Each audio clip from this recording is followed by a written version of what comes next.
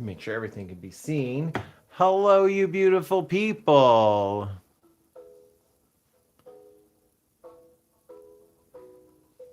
Need to get back in my rhythm.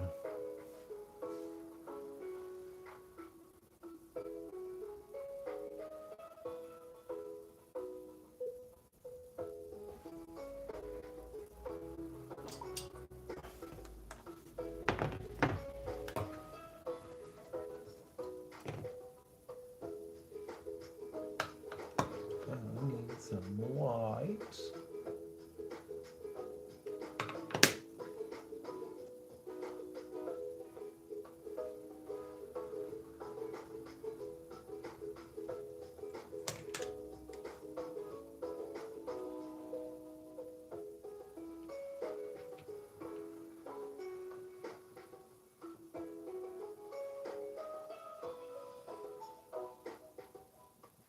I'm gonna get started on the purple lilies.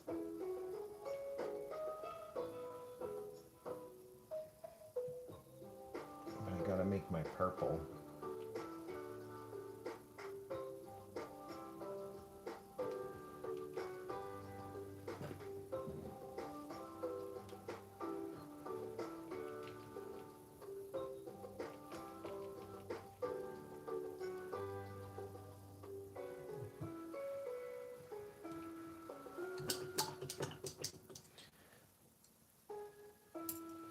I already did these. Oh, that's right. I wasn't doing the middles yet. I just messed up all my purple. Luckily, it was an easy enough color to make.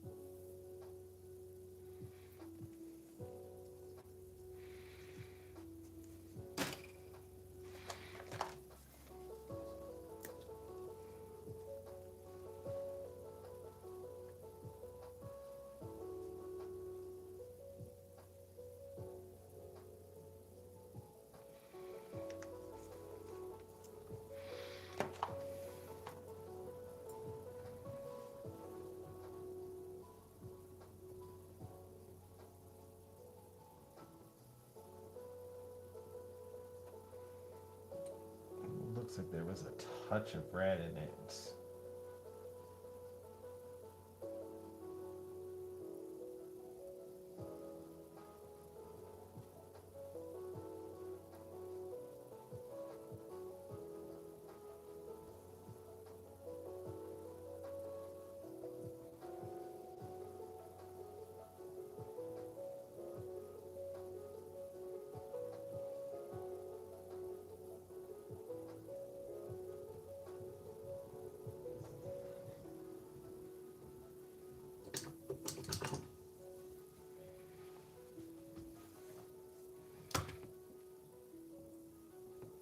No, it's been so long.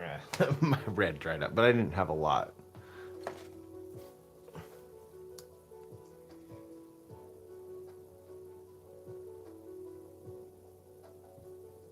Opera pink, Windsor purple, and crimson blend.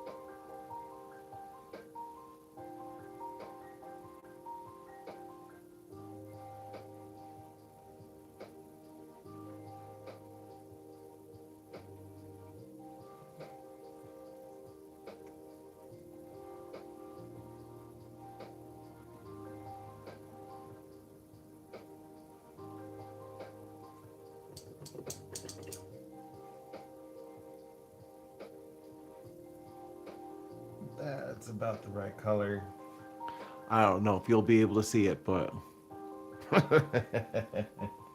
All that work just for a little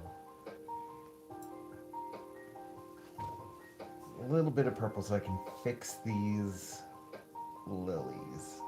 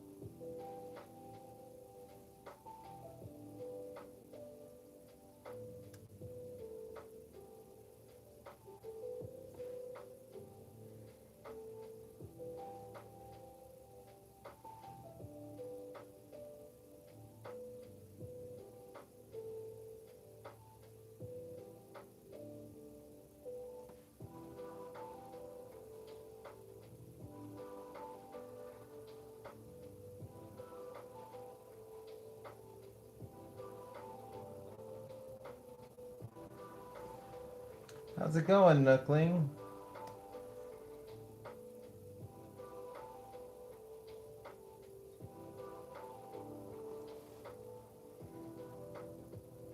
Gotta be getting kind of close to your bedtime. Isn't it like, what, 9 p.m. over there?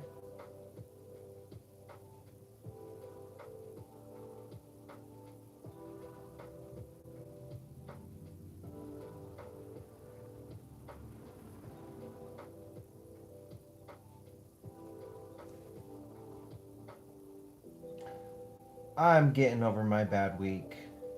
I shouldn't say bad week. I just had a rough last couple days.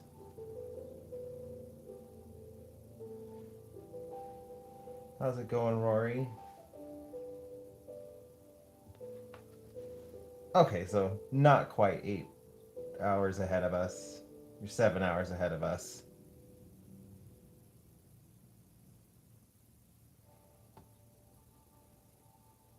I'm gonna look a little bit different in my next video because of my rough last couple days.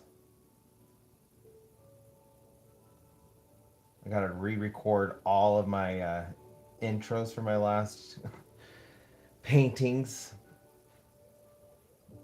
Monday when I was shaving and trimming and shaping my facial hair. I was having a pretty rough pain day. Should have known better, but I had so much stuff I needed to get done. I was just trying to push through it. When I'm in a lot of pain, I get really twitchy because I've got nerve damage in my neck. So I shouldn't have been trimming my mustache, but I was trying to just be productive and get stuff done that I needed to get done. I ended up twitching and took off the entire left side of my mustache. So I had to just trim the entire thing off. And I'm still kind of getting over that. I know it's silly, but that kind of like, I lost 7 inches from my mustache, and now it's like a half inch. Yeah.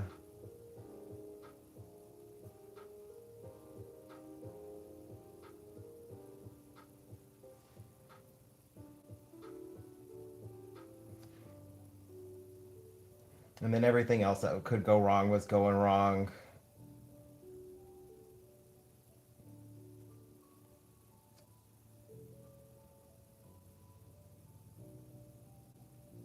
And I have dealing with a pinched nerve in my neck. I knew it was coming. I should have prepared better on Monday. Like, I've been through this for so long that like I know my body well enough. I knew like I was getting swelling. So like my pinched nerves are caused from like when I'm in a lot of pain, it causes the muscles in that area to swell. And most of the time they will pinch a nerve when they swell up, and then like it's just dealing with about a week of pain because I have a pinched nerve now. And I should have known it was coming. I kind of like was just, I guess, kidding myself like, no, no, it's not going to be that bad. It's just one day, it's going to be fine. Yesterday I woke up and like my right side's moving a little bit better now, but yesterday I couldn't even paint because my whole left side or my whole right side was just so tense and in a lot of pain from a stupid pinched nerve. I tried sitting down and painting and I couldn't. Body was just not cooperating.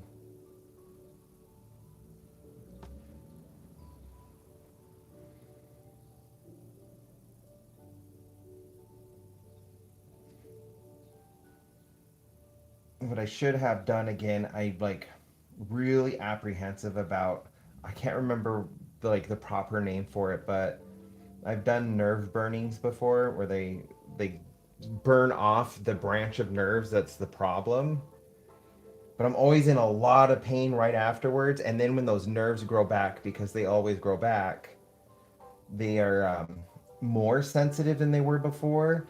So like every time they've grown back, I'm in more pain because of them. And then like I should schedule another nerve burning to take care of it, but it's just like maybe 3 to 4 months between where like there's some pain, but it's not as bad. But then it's always worse for a few months. And so like I'm trying to like gauge like, do I want to go through that? Is it worth it?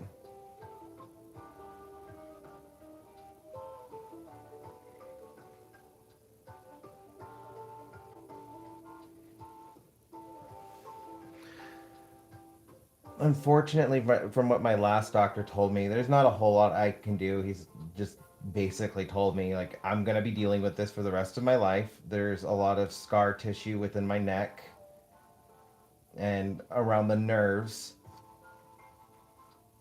that it's just something I will be living with.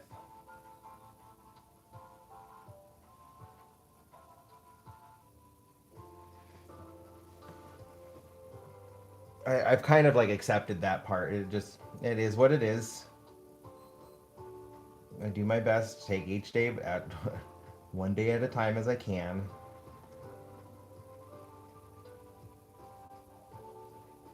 But I do get like really bad days. And just Monday and Tuesday are just pretty bad days.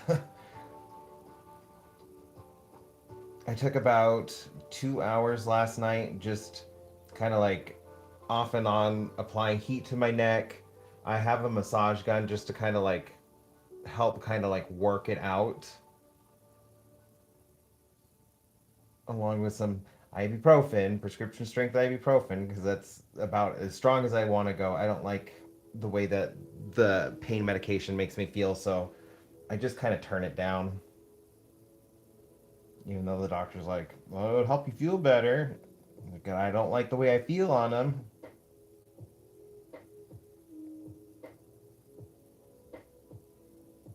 So today's not as bad. Like, I'm still tense and I can't move my neck fully, but not as much pain as yesterday.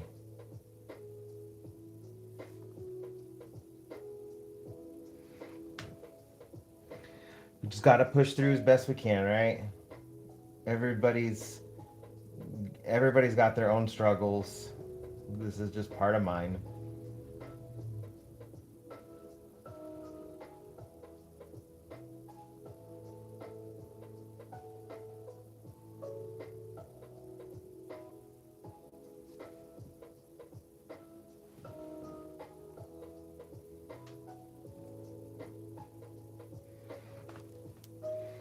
Yeah, they had me on like I don't know how YouTube is about like prescription stuff, but I was on a bunch of different opiates and Soma, which is a muscle relaxant, a really strong muscle relaxant. And I was just listening to the doctor. Like we would go through tests.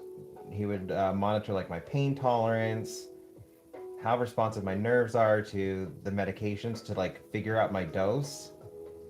And they had put me on like I didn't realize they were high doses until I was like talking to friends about it. But like Soma, for example, I was on like I want to say 500 milligrams, and it's like almost double what they give normal people.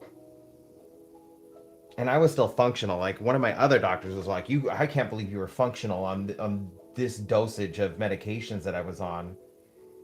And like after that, I just talking to different doctors, finding out like some doctors were surprised on my I was on such a high dose of this stuff. I didn't like the way they were making me feel. I was like, this is going to be destroying my kidneys and my liver. I just don't want to take this stuff anymore.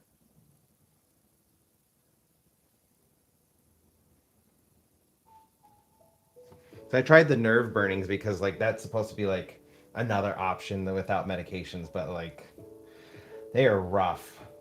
You can't have any kind of sedative or anything on because they need to know when they hit the nerves to burn them off. So you just feel everything as they're going through the procedure, and those stuff is just it is so rough on you. It's like at the end of the day, it's torture. They're sticking this really long needle into your neck that solders off basically the nerves, and you're just feeling everything as they're doing it because they cannot give you anything. I've had to be strapped down into the table because like you have to fight against your own instincts to like get away from it because it hurts. Definitely the other reason why I really don't like going through that stuff. Although apparently now like there is something that they can have you take to help take away the pain. It's been a little while since I've had my last one, but the last time I had one done, like there was nothing that they could give me. I just had to be fully awake.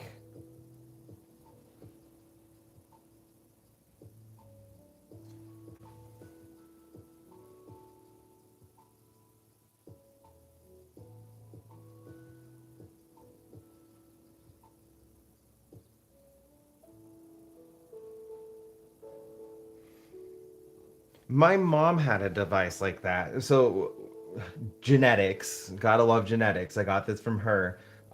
She has degenerative disc disorder, and that was what was causing a lot of her nerve damage. Mine's from arthritis that triggered degenerative disc disorder. Well, like I was already what is it predisposed to getting it, but because of my car accidents, it developed arthritis, which kind of like triggered it quicker in me than in her. But she had one of those devices put in.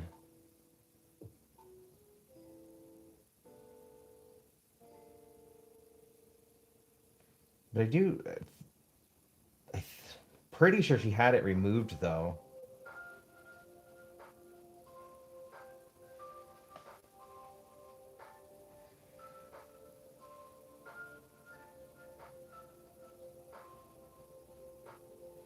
But I guess it's something else I could potentially look into because it is something I gotta be aware of because I know it's just gonna get worse as I get older.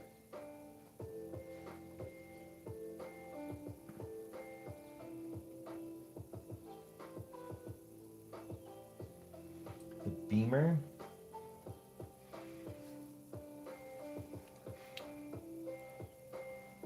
I might have to look into that. I haven't heard of that.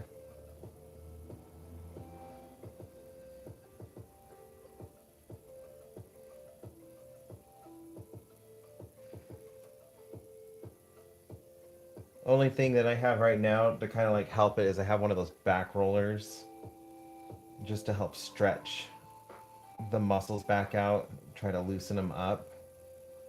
It helps a little bit. Like I can sleep a little easier after like I do a session of rolling my back.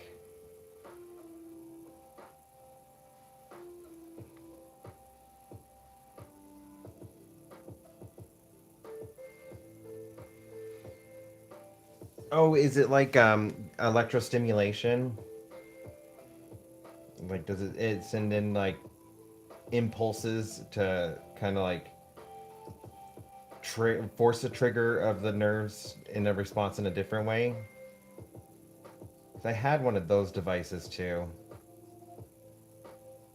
It had little patches that I could just place wherever I needed to, and it would just send electrical impulses.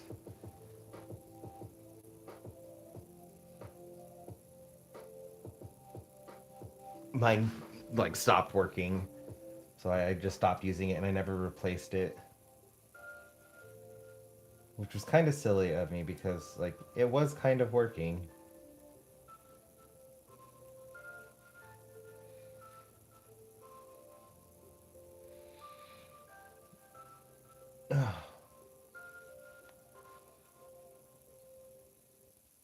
So I am gonna go for as long as I can today. I don't know how long I'll be able to last. So my neck is still kind of giving me issues. I joke with Eric all the time when he's just like he'll ask me stuff that I want like for birthday or Christmas, and I'm like, a new spine, please. Can I get a new spine?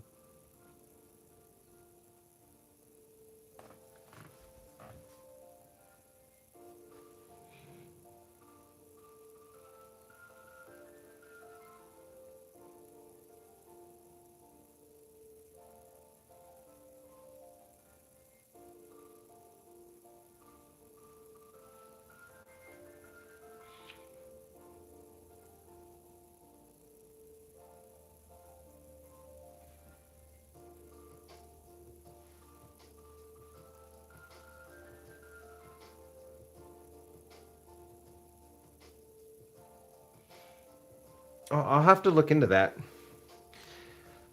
because yeah, I definitely need to start like looking for some different ways of relief. I it doesn't seem like it was that long ago because the last time I went to any kind of pain management was 2016, 2017. But that's 9 years ago. Definitely enough has progressed that there's probably new treatments out there I have not tried yet. I haven't heard of that.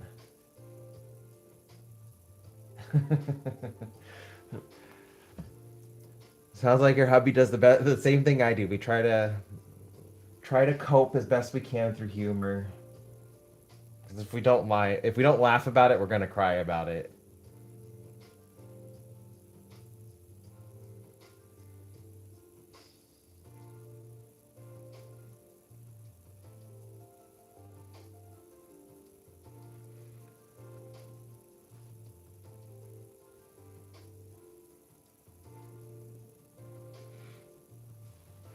Sounds similar, but a little bit different than what I had been taking with those like little patches I had put on. I used to put them on my neck and right at like the base of my skull.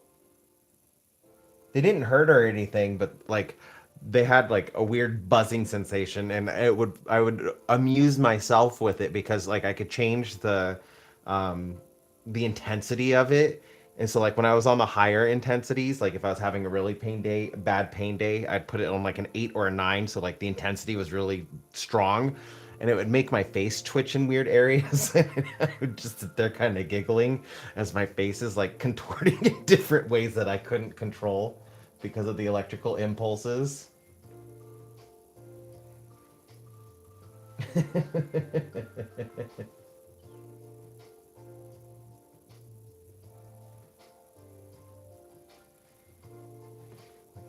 But since this one doesn't look like it would target, it probably wouldn't do that.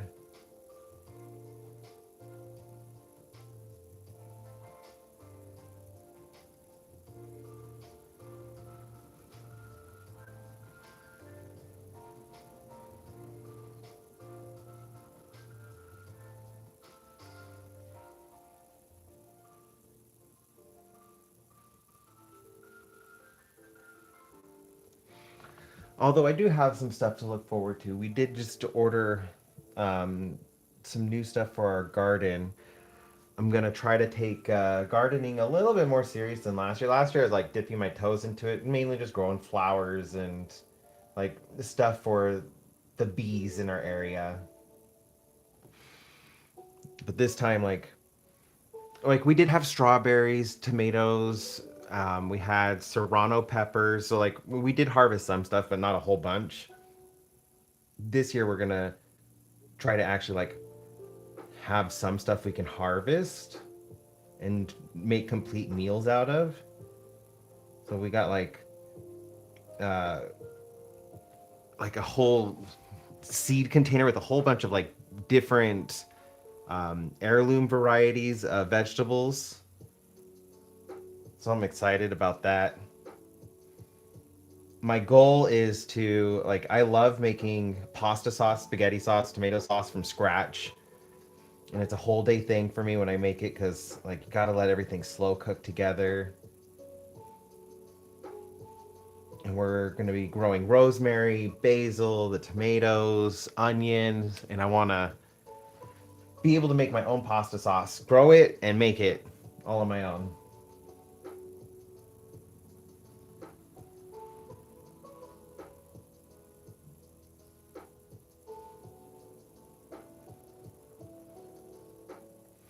I will definitely look into it. If it's something that can help my back and help with these really bad pain days when my nerves are acting up, that will definitely be a blessing. And yeah, I'm really excited about this.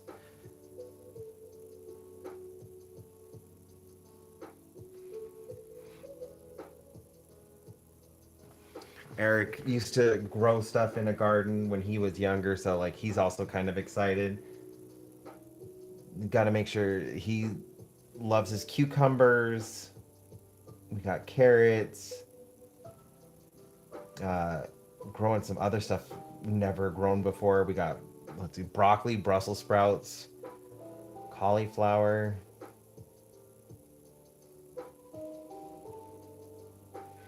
kohlrabi. I haven't really ever cooked with kohlrabi, but I was like, I want to try some new stuff. And if we're going to be growing our own vegetables, I want to branch out.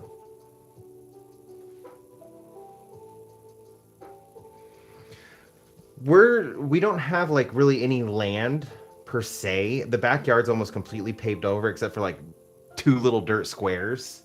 So what we're getting are these um, big, like they're made with a durable fabric, but they come with handles so they can be moved. But they're for like above ground gardens, like so they're these giant tote pots that we're gonna fill with dirt and kind of like create our garden that way. It's also gonna help keep the plants separate, so we don't have to worry about anything taking over anything else. And that way, like, if anything happens where we need to move, the garden can also still come with us. And I think all we need is just like a 4 foot by 6 foot little space, and everything will fit in it just fine.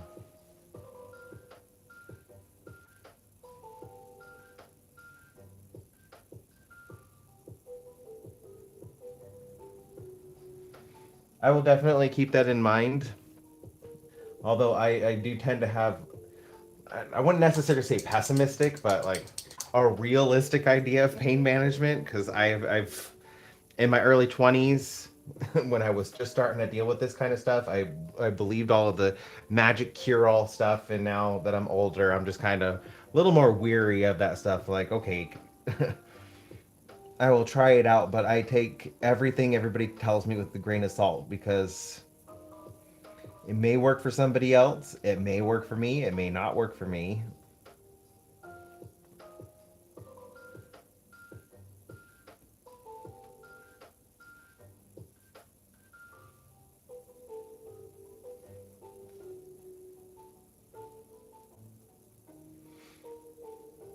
They have those indoor hydroponic. Um, I know they sell them in the UK because like my last ad for them was in Great British pounds, and I was like, wait a minute, why is it telling me the price in British pounds? But they have the indoors like they're like maybe 6 inches wide, like 6 inches to a foot wide, so they're like really narrow, and they're like a small little bookcase, and then they have little tiers on them, and you just plug it into the wall. It has the lights for it, and one of my friends has something very similar, and she's got this like now I think she has 15 of them. They're all over her place. Like she wasn't really into plants when we were in college together, but now she's really into plants. So like she has a whole bunch of them growing all sorts of different stuff inside her garden because she doesn't even have a balcony.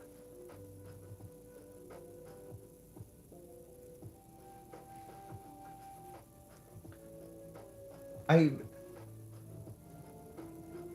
I think that that might be what it's called. It did say that it's good for indoor and outdoor use. We got it because like it came with handles and we could move the plants. Because we're still not sure what's going up with the landlord when our lease is up, if we're gonna be able to stay or not. So we just wanted to be able to take everything with us if we needed to.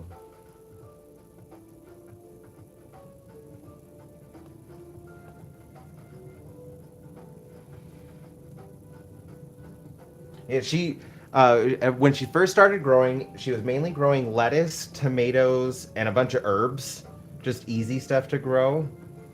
Like she just wanted to be able to make her salads. And she was like, if I can make a salad, then I'm happy. So that's what she started with just lettuce, tomatoes, and herbs.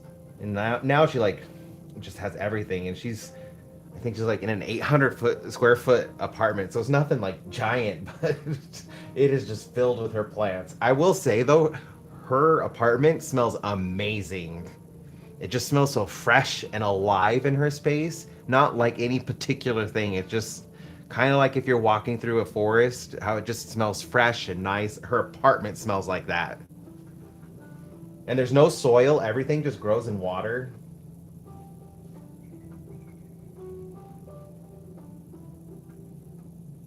Oh, that's funny. That might be what it is then. Because I did order it on the phone, which is recording everything, so I know all that stuff is connected. So it probably is exactly what I ordered.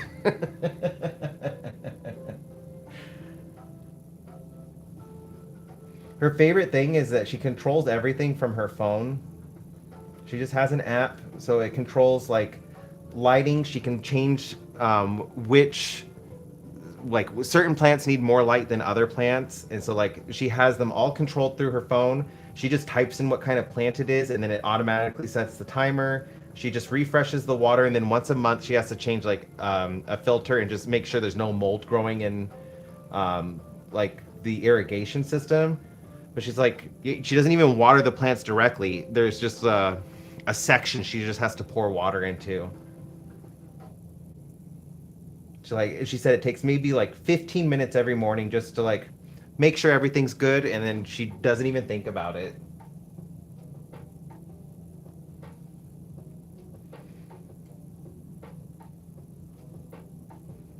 I thought that was like pretty cool.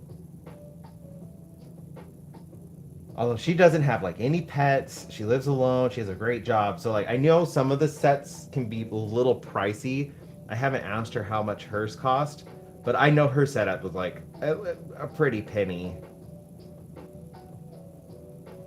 But that's just because she's like, I want to say at least a dozen. She's got at least a dozen of them, all growing different vegetables.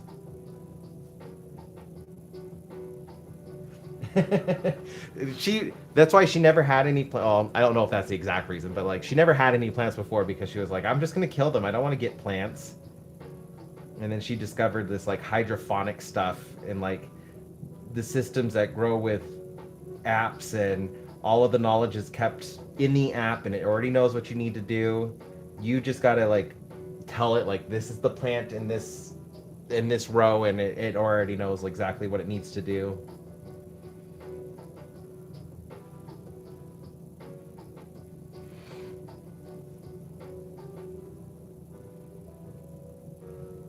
Yeah, I could see cats being a problem with that. You'd have to almost secure it to the wall.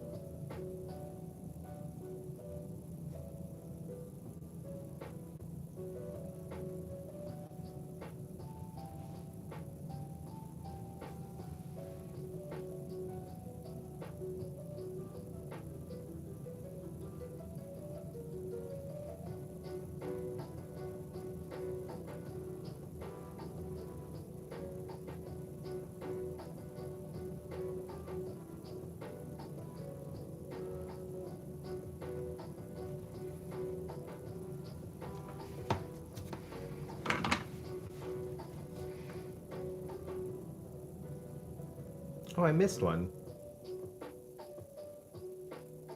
How silly of me.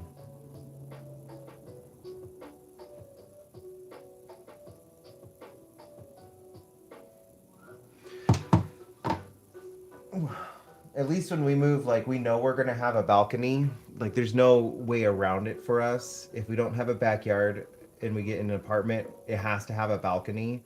One, like it's almost default for the apartments in our area.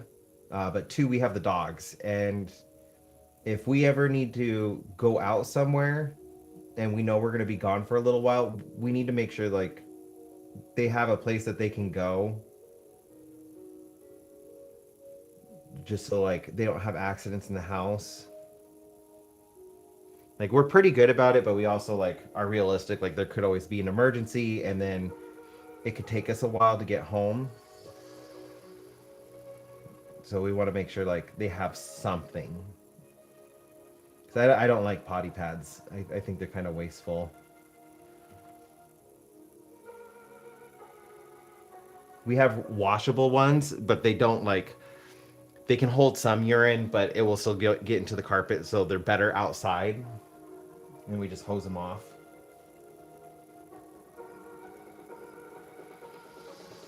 Okay, shoot. What's your dinosaur idea?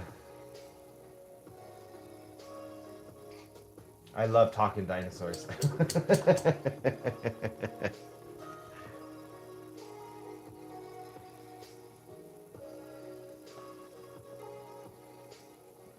Do you need a carnivore idea, herbivore? Is it a pterosaur?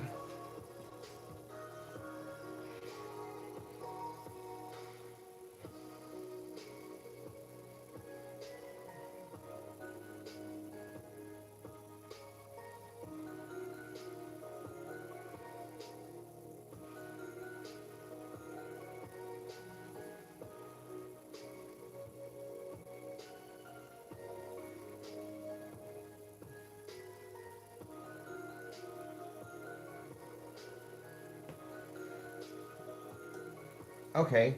So, hmm.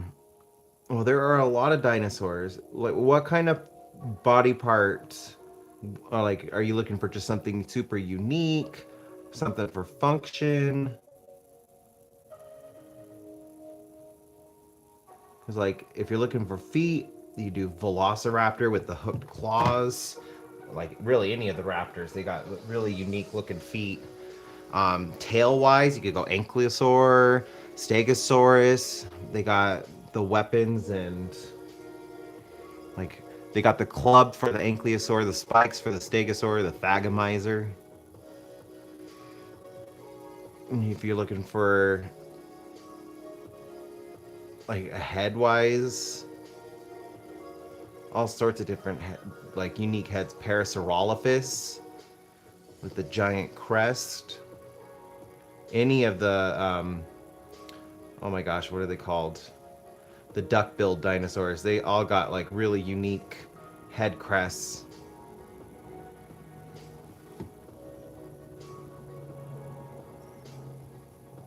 Yeah, back, like, yeah, looking for the back.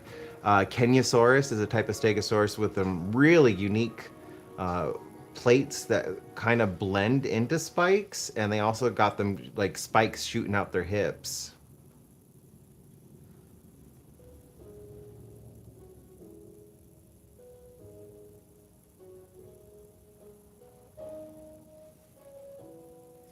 Spinosaurus, so that's this giant sail on its back.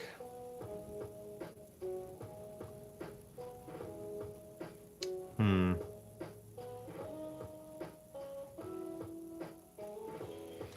I messed this one up. I gotta fix it. Spinosaurus has also got a really unique head shape.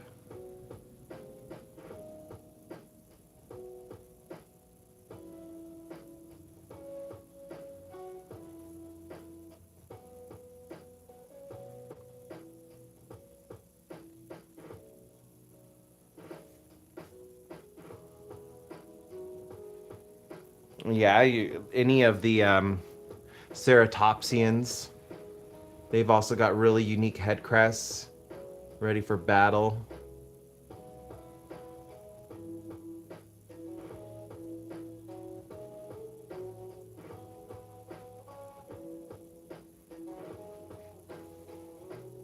Yeah, that's why I asked, like, what kind of body part are you looking for? That can help narrow it down.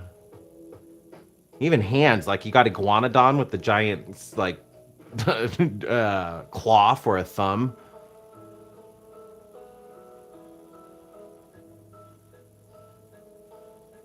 Avum raptors, they've got really unique looking, like, wing hands that they can use to, like, grab eggs.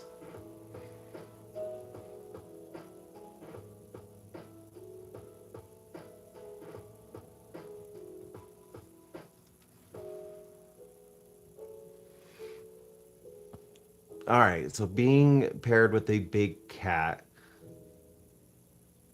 so definitely can narrow it down to like mainly predators. You want fast, agile.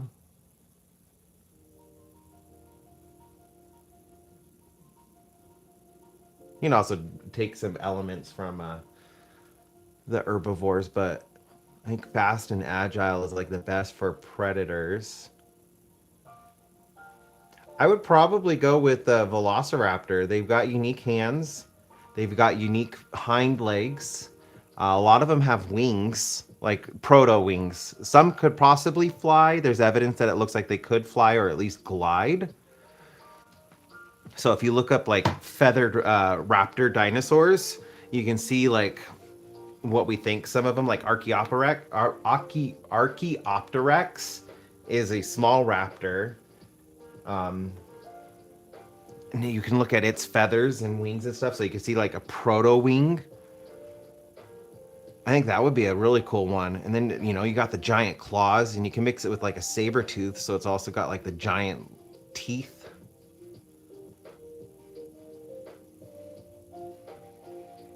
I'm partial to Smilodon. Smilodon's a really good big cat.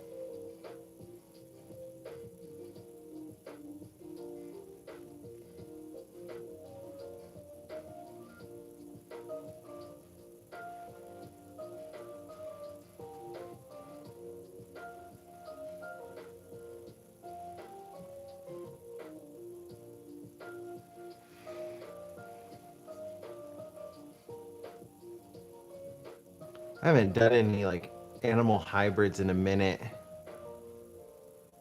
When I was really little, I used to do that a lot.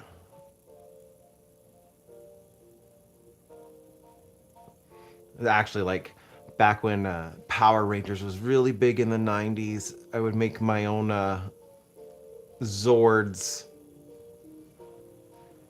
and I would just like take all the little really cool aspects of animals I liked to make my own Zord, and like this is like this would be my vehicle if I was a Power Ranger.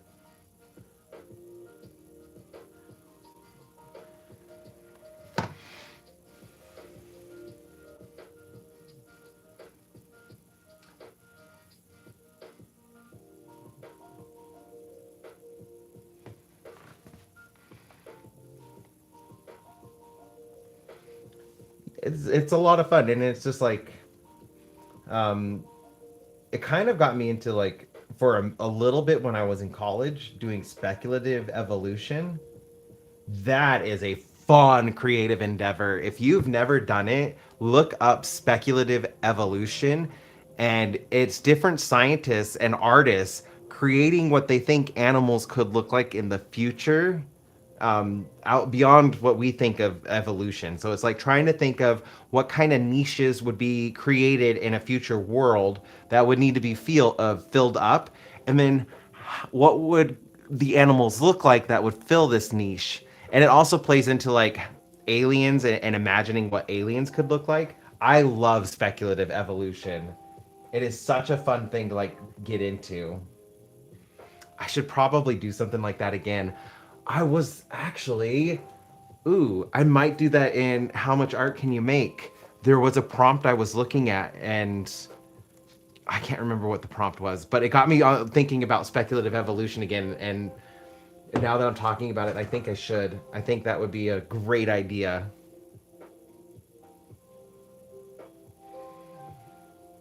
Thinking about like what kind of animals could evolve. I'm gonna have to find that now. I kind of want to do it. Maybe I'll do it tonight if I'm not hurting too bad after this. I can start recording that video because I wanted to do How Much Art Can You Make for my next video anyways. Because I was looking at the big project that I did that I want to work on.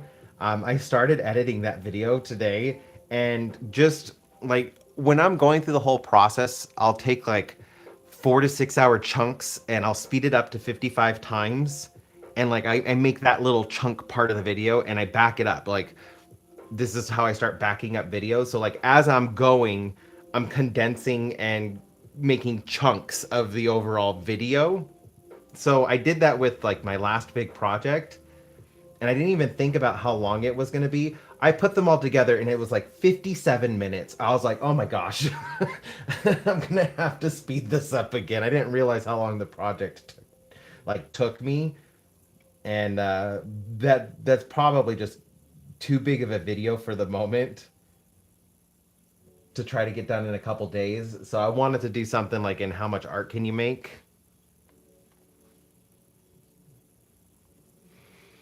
I am still working on this video. Like the artwork is done, but collectively it took me 105 hours to like get everything together for that project, and it's a really long video. I don't know if I can do a voiceover for an hour-long video, and that's not even including the intro and outro.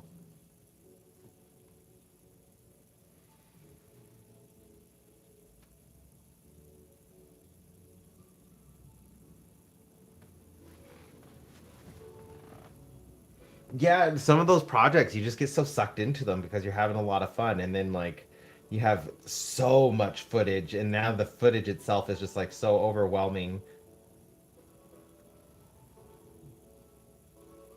Like, whoopsie. Now I have made myself a beast to try to tackle.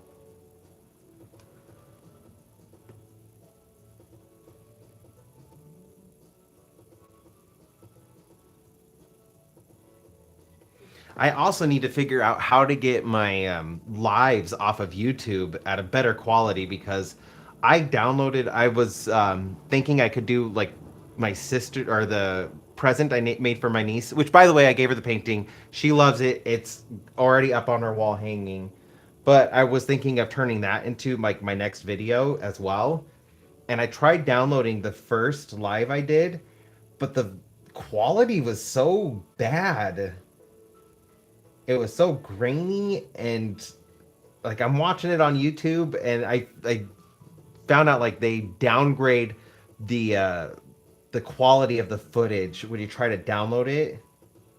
So I need to figure out how to get it off of YouTube at a like the higher quality, because there ain't no way I'm like, I think it was like 720 uh 720p for the quality of the video, and it just looked really bad. Like you couldn't see detail of what I was working on. And it was just not okay. But I did see like there are ways of getting it. I need to explore into it some more.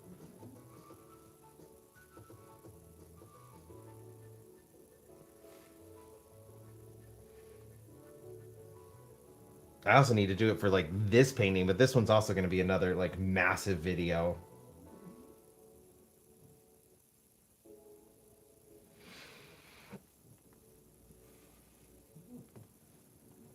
That was at like 101 hours last I checked. And I probably have about another 30 hours to go.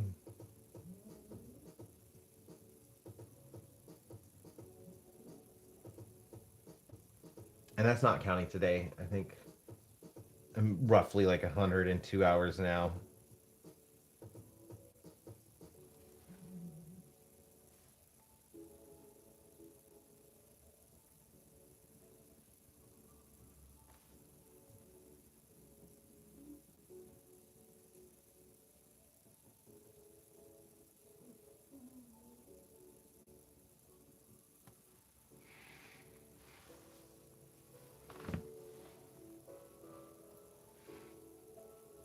I knew it was going to be a hassle to redo all the lilies, but I don't know if it's showing up that well on camera. But there is added dimension just for me adding the extra petals. There's a slight difference from the inner blue or inner purple and the outer purple. And so I could just go in with a little bit of lighter touch. I think I still want to outline them in a lighter purple, but I'm liking the depth and texture it's creating.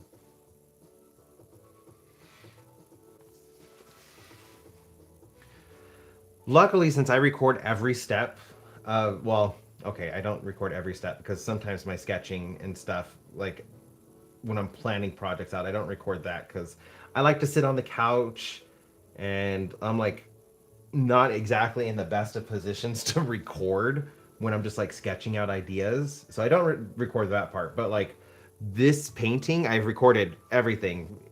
I may not have done like live with the very beginning part, but I do have all that footage. So I just look at like the hours for the footage.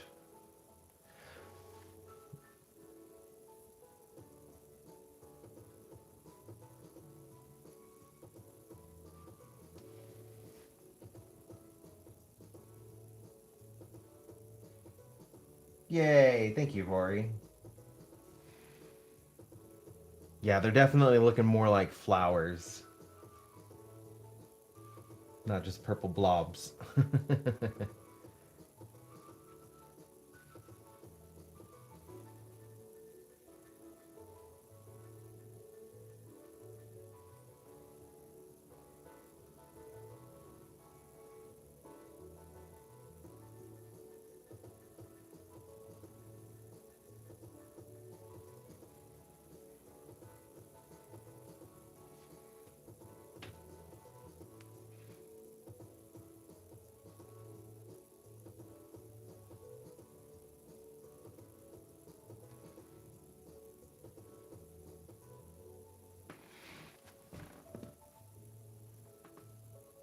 But now that I'm thinking about it, Nookling, you got it on my mind. It's probably why I started pricing my commissions by an hourly rate.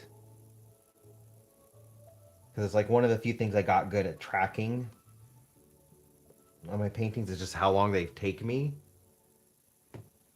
And so like I try to take into account like cost of materials and my like where I think my skill level is at.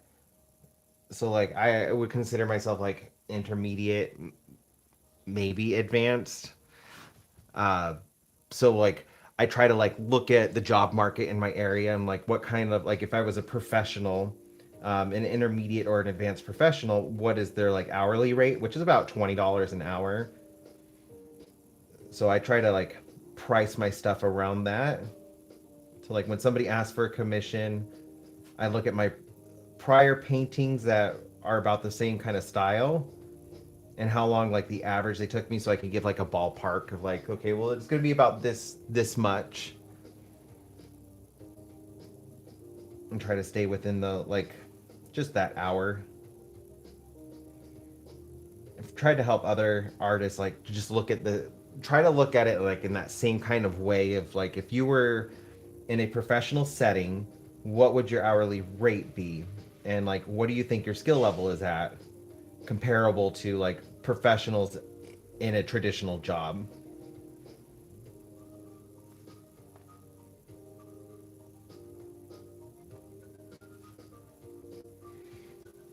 Yeah, I struggled when I was first getting into commissions. I was struggling to like price my stuff and what I thought was fair for not just like the person buying my artwork, but for myself.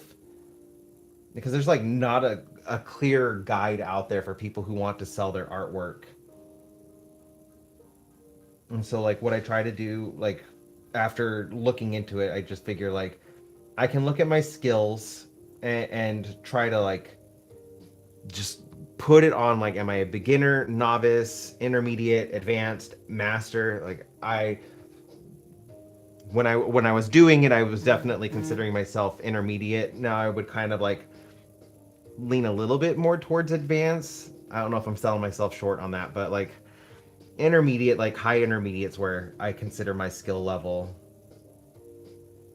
And then I just like Eric, he works in human resources, so I try to think about like looking at his job, what they pay for somebody who's a beginner in human resources versus intermediate skill set, and it gives me a better idea because like it does translate pretty well, not perfectly, but pretty well across different fields. Like you know, somebody who's a beginner versus somebody who's an intermediate. So I can get a kind of good idea of what I should charge per hour. And I think the 20 covers like it's a little bit more than um well, it's a lot more than minimum wage, but like for cost of living wise, it's a little bit more of what is necessary for cost of living, but I do take into account like I don't get constant commissions. They're not always a guarantee, so like I can't let that influence me like if I'm constantly getting work because I'm not. I'm not going to lie about that. It's definitely gotten a little bit harder the last couple months, but like I do try to take that into account and everything, and also like the size of the painting versus the detail level they want.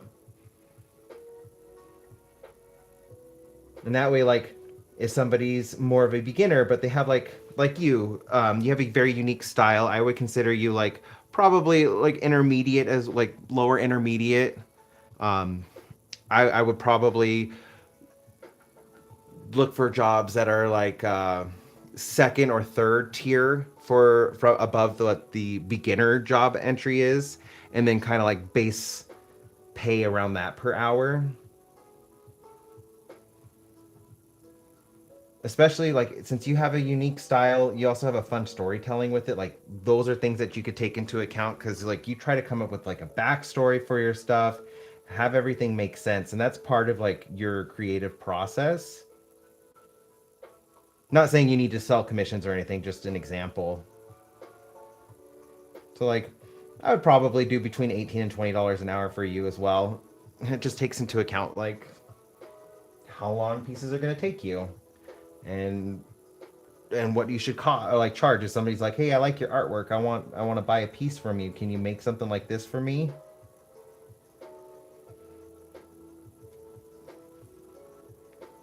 And then the other thing is like don't be afraid to say no.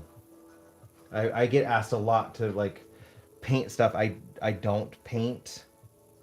Like it just it's not in my style, it's not the kind of artist I am. Like somebody wanted me to paint a newborn portrait. I'm not. like that's not the kind of portraits I make. I don't do portraits that often anyways. But like that's just a little bit outside of my scope. So, you know, I pointed them into the direction of other artists that might be able to work for them, but I did tell them like that's not really my style. That way you don't put like weird pressure on yourself to create something your heart's not into.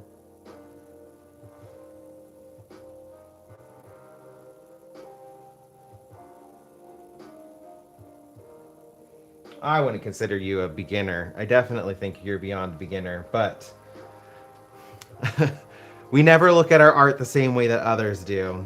Anyways, I do hope you have a good night and have a good day at work.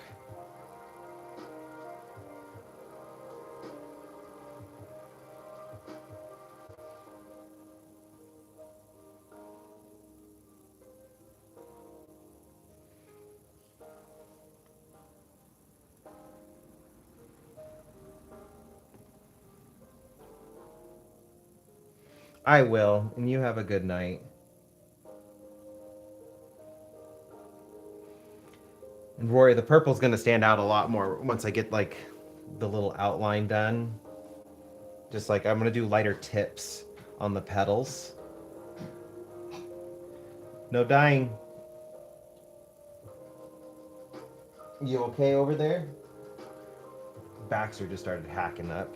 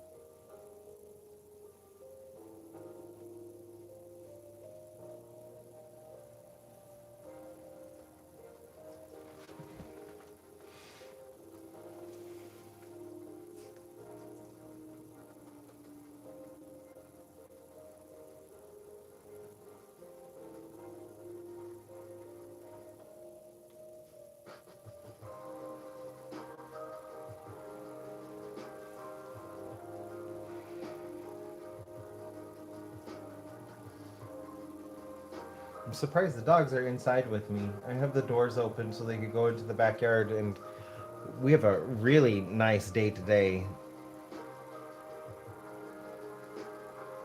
We're sitting in the mid 60s.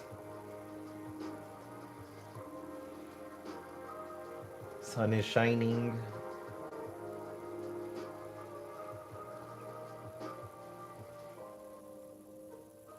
Normally the dogs like to be outside, but apparently not today.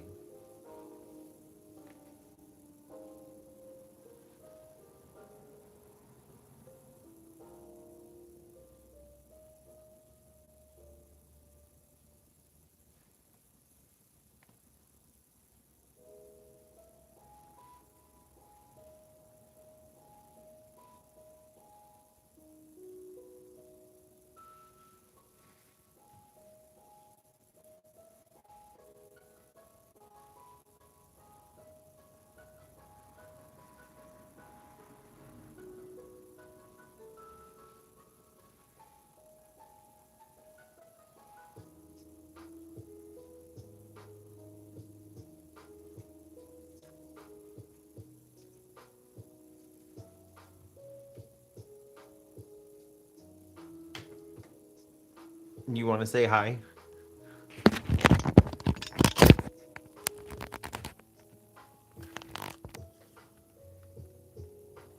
He's just over there relaxing.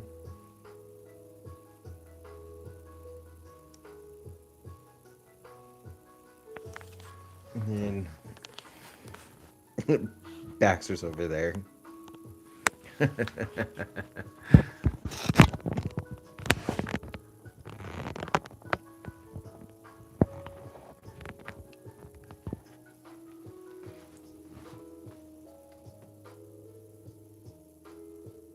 But I did make sure they have their little areas all swept up, cleaned outside.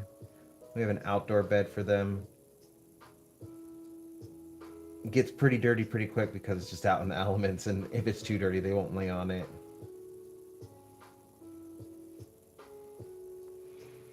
So I made sure that was all clean for them, so if they wanted to, they could go out there.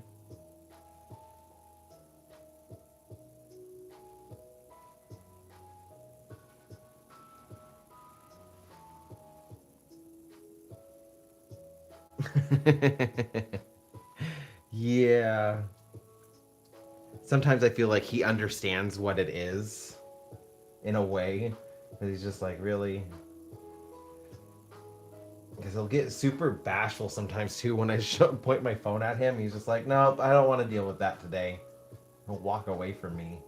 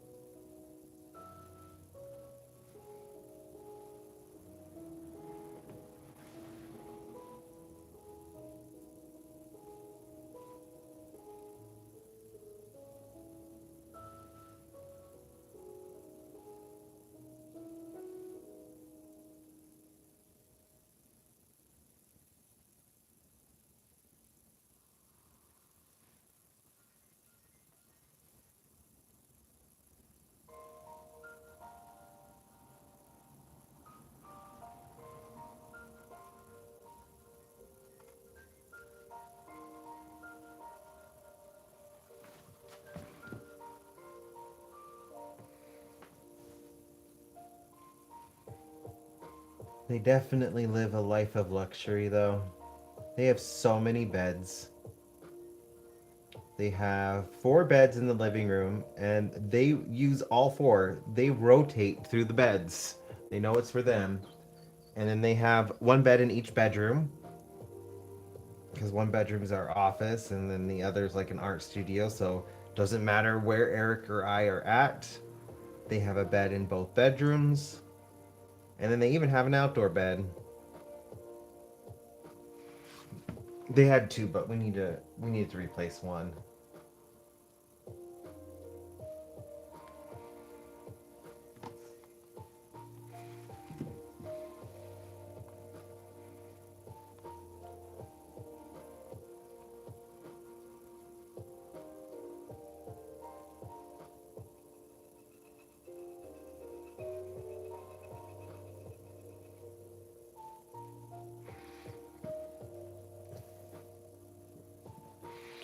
That Jay sounded a little pissed off. I don't know if you heard it, but it flew right by the window.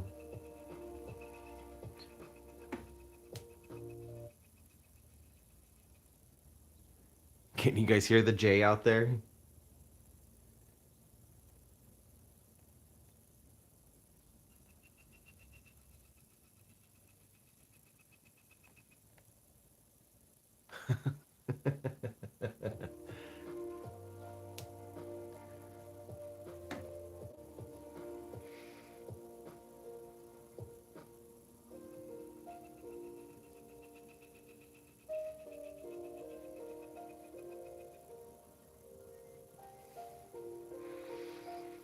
I guess it could also be a starling. They do mimic the jays, but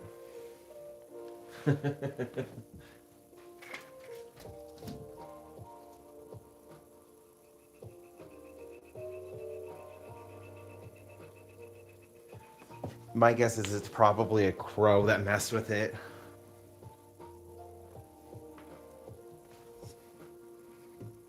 I see that a lot. That's like they have a rivalry going on.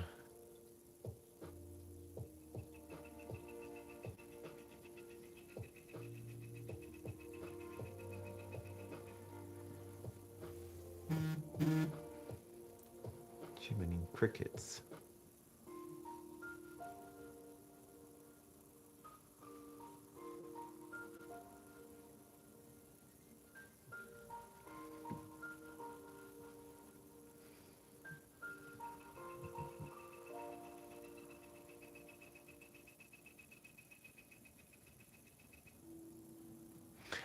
Boy, that Jay is upset.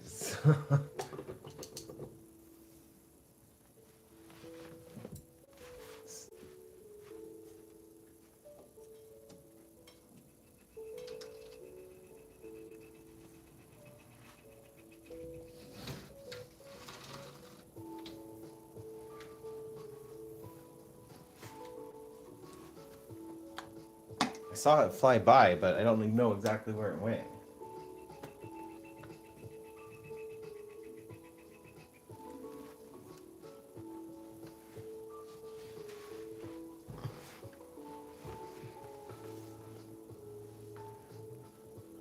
Just gonna have an angry blue jay in the background of my video.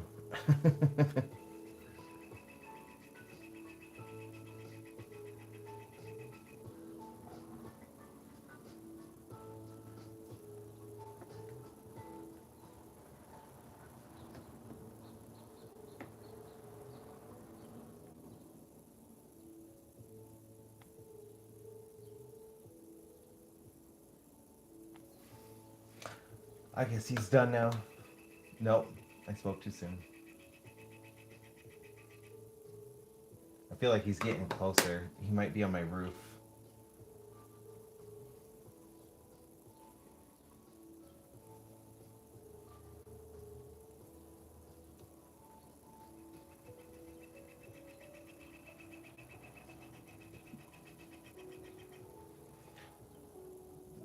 Possibly. I'm thinking it's got to be a crow. They're the only two I ever see really fighting each other in my area.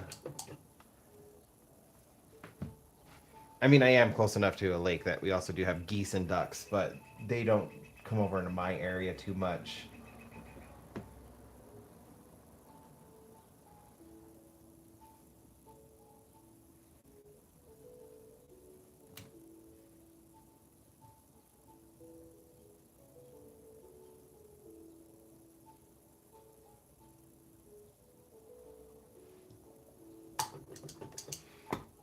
Like we have little sparrows. We have a couple different types of finches, robins. Uh, what else do we have? We have a few species of songbirds. I never see them fighting each other. I only ever see the blue jays and the crows ever get into it.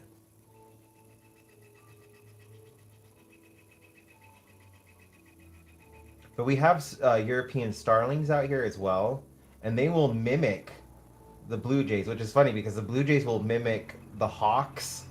Like if there's they're trying to clear out. I used to watch this over at my old place all the time, and I loved this. Um, People would leave out feeders and everything, and to clear out the feeders, the blue jays would come in and they would mimic the cries of the red-tailed hawk or even the desert eagle, and it would cause all the other little birds to scatter, and then the blue jays would come in and just eat all the seed by themselves.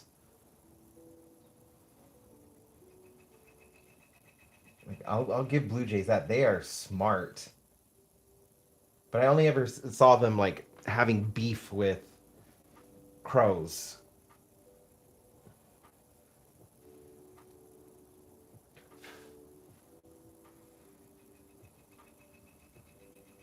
Yeah, that was one of my like favorite things to just watch. 'Cause it was quite funny. You couldn't really plan for it, but all of a sudden you would just like I would hear it, and I was always mindful of it because the golden eagle is big enough to take one of the dogs. So like I would always watch for them because I've got little dogs, and they're about the size of a jackrabbit, so I don't want them disappearing. And I would always like hear it, and then I would look around, and then I would see it was just a blue jay scaring away all the other little birds.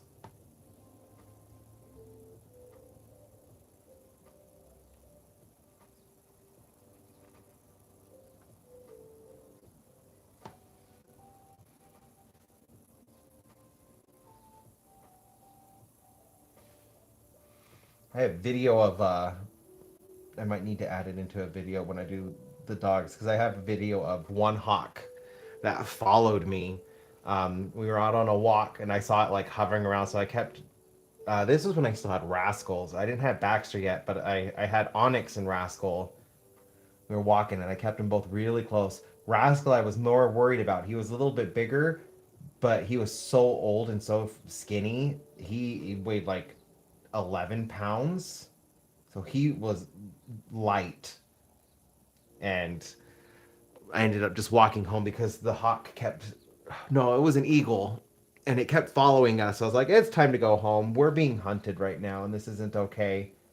So, and we lived on the second story. So I go home and I went up, like, we had stairs on either side. I went up these stairs. And when we came back up, the eagle was on the opposite stairs. So, like, I'm on this side and here's the eagle. I came up these stairs. And when I got up to the top, there was an opening from the stairs to the outside, and the eagle was just sitting right there watching us as we went back inside. And I ended up getting a video of that because I was just like, "You're trying to hunt my dogs," and that is not okay. But like, he just stayed there watching me. He had like no fear of me.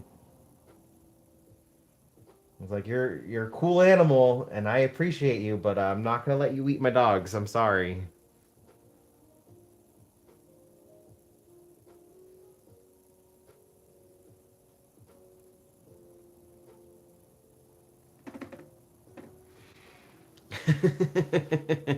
We don't have too many squirrels. We have ground squirrels and chipmunks. Yeah, that eagle was definitely looking for lunch. But they are definitely more skittish. Like we do have like some ground squirrels and stuff at our parks. And if the like you're trying to feed them, the ducks will come over because the ducks get really mad that you're feeding the squirrels and the squirrels run away. They don't like the ducks.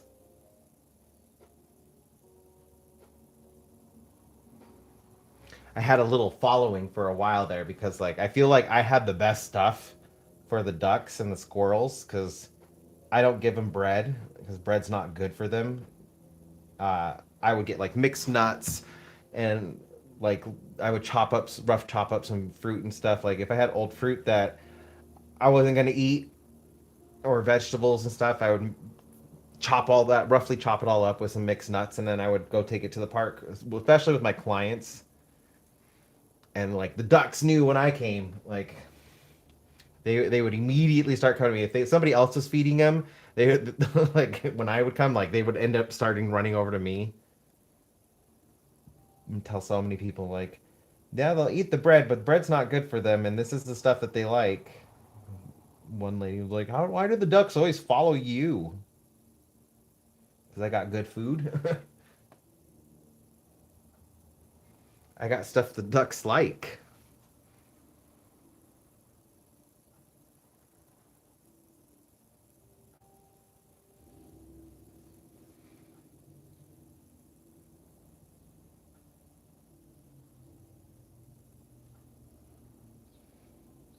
Got to make sure you're feeding the ducks right. They know. They know what they like and what they want.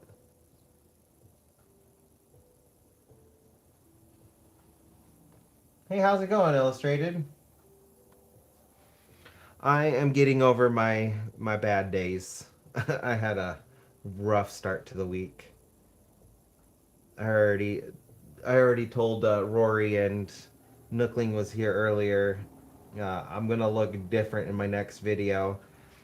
I had a bad pain day. Decided I was just gonna keep doing everything I normally do because I had made plans. And when I have a bad pain day, I'll twitch a lot more.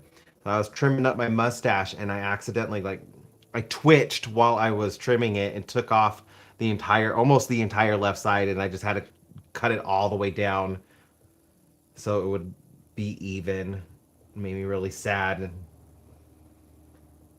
So I don't have my mustache anymore. It's maybe a half inch. I mean, I still have a mustache, but I lost 7 inches off of my mustache. So it made me a little sad. And then lots of other stuff went wrong on Monday, and it was just a stereotypical bad day. If I could have stayed home and and just shut the door and try again, I would have. But unfortunately, that's not the way the world works.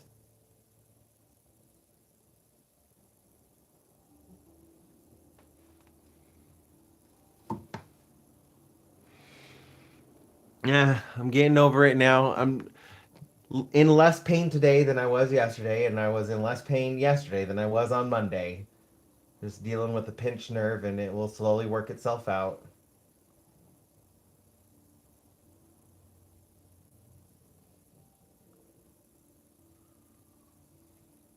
But it was definitely time to get some painting done. I needed to get some more work done on this painting.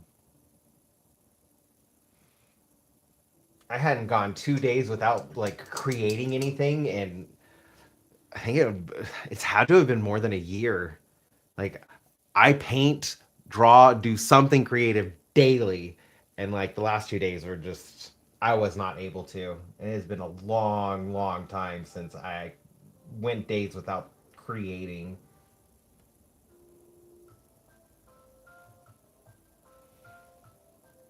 Oh no. I hope your daughter feels better soon.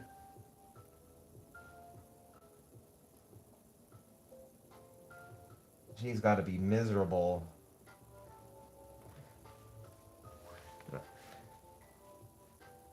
Glad she has a mom who loves her and will take care of her and stay up until 4 o'clock in the morning, but that's got to be rough on both of you.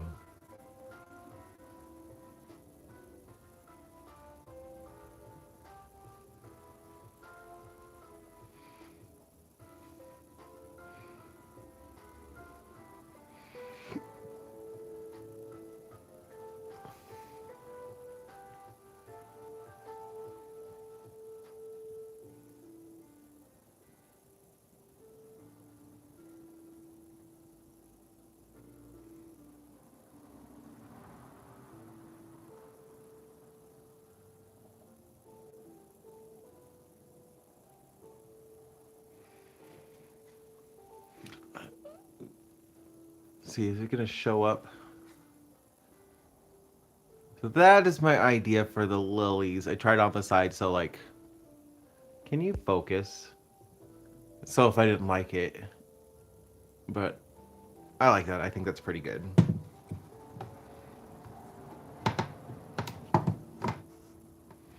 Oof. Yeah.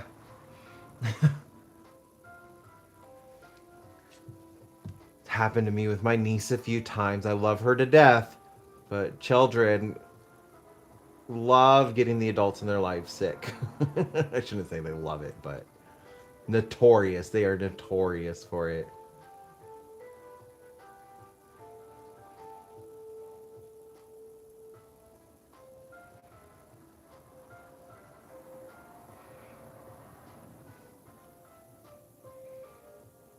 I had to work with my Annabelle. If you're watching this, yes, I'm going to talk about you when you were a kid. I mean, you are still a kid, but you're a preteen. But when she was younger, she would come and she would stay with us. And she had the worst habit of blowing her nose on the hand towels and leaving them the same towel that you would dry your hands with after washing your hands. I was like, Annabelle, what are you doing? You're gonna get everybody sick. I'm gonna blow my nose. Use tissue.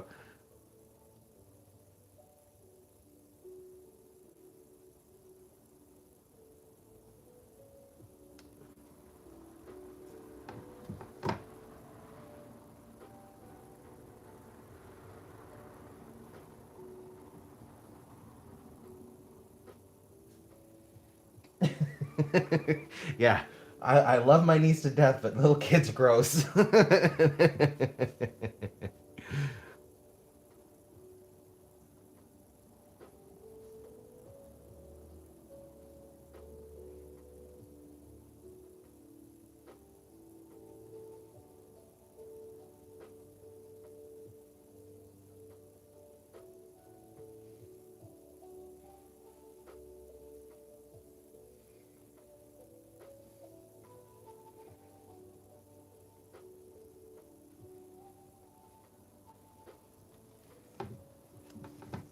She is 12 now, and she loved her painting. It is up and hanging.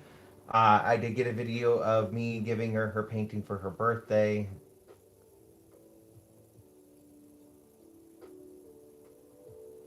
She was excited, although she found out that I was painting her birthday present on my live, and so she watched part of it because, like, when I gave it to her, she's like, "I already knew what it looked like, and I already loved it." And I was like, "Really?"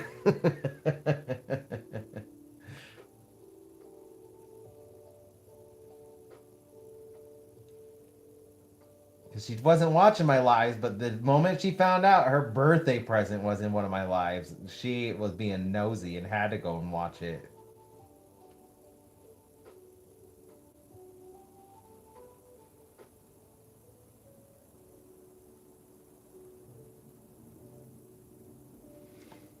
Right? Because I even made sure she didn't normally, like, she hadn't watched my lives before because she's just like that. Those are lives aren't the things that she normally watches. So I was like, okay, cool.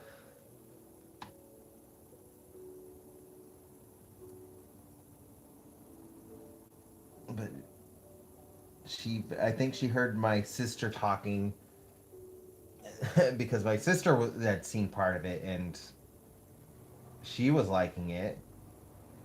So I think she heard my sister talking and found out, like, oh, Uncle Aaron is working on my painting on the live.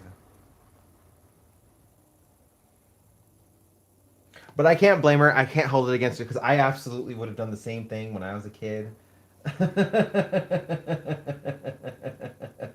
Right? Yeah. Exactly.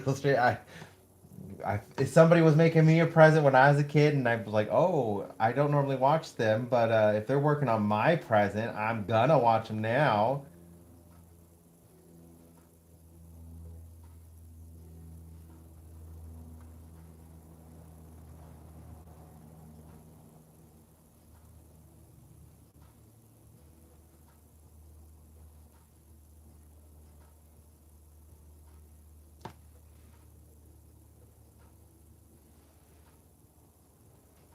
Doughy, she really loved the way Doughy came out. Her favorite character, but she did think it was really funny that Lemon Lady was back.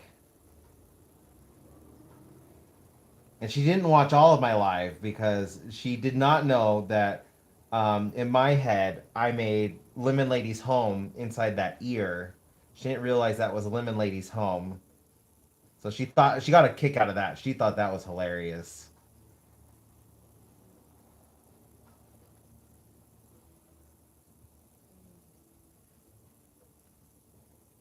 Oh, and the fish poop. She thought that was really funny.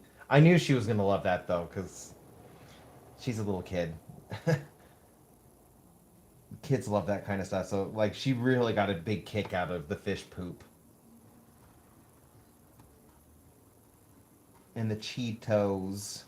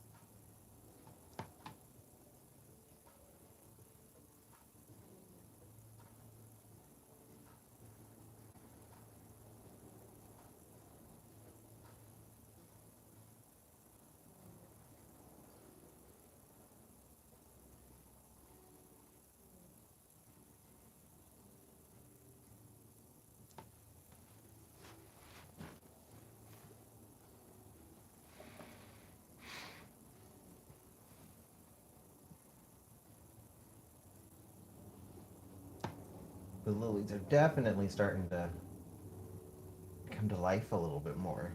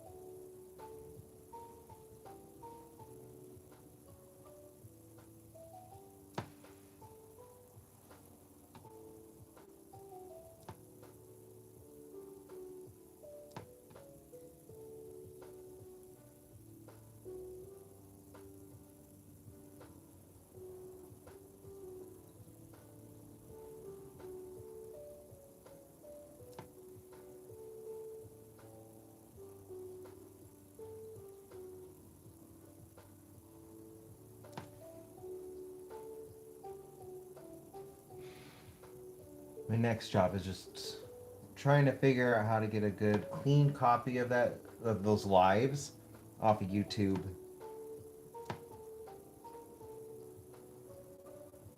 I can download the videos from YouTube, but at a really crappy like resolution and quality.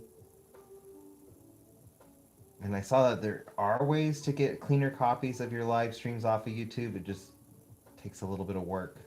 I need to do that so I can turn her video into a regular video, like the live streams.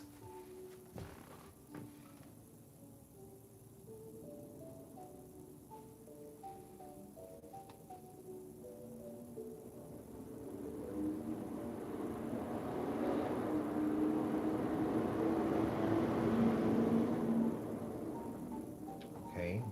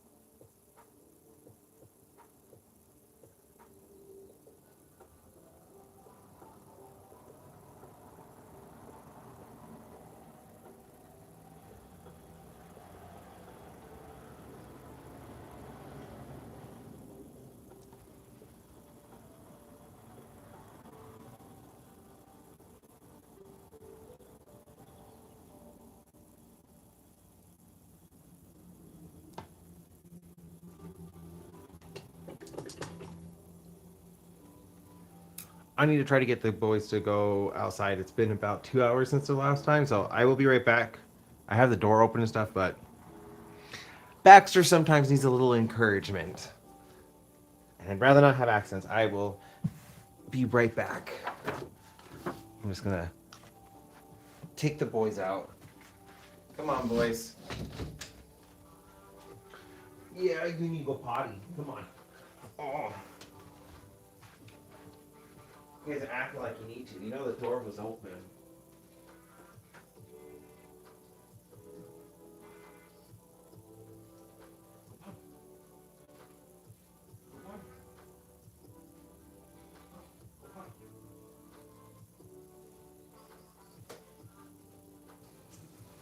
Come on, Onyx.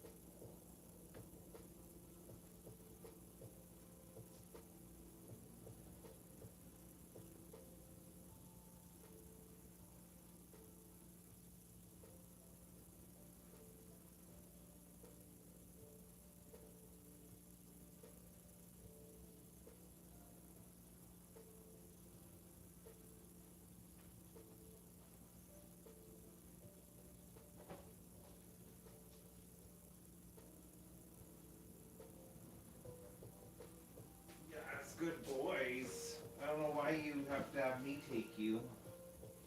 Come on. Yeah, I gotta wash my hands.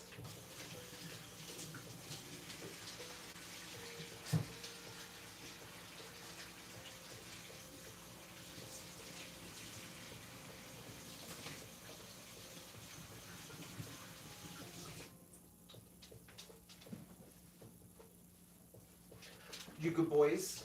Are you good boys?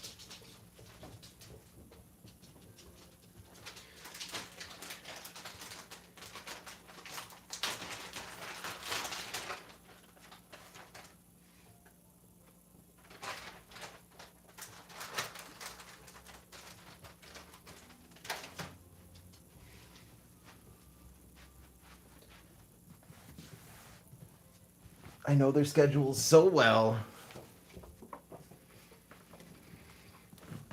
For those outside of the U.S., if you didn't know, like we just had daylight savings, and their time doesn't change.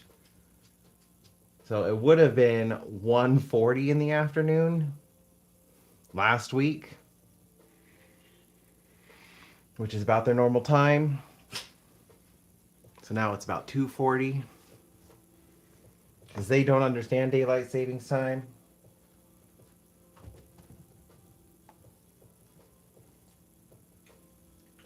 Why do they need an escort?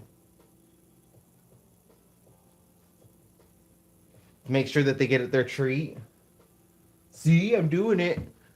You got to give it to me now. Yep.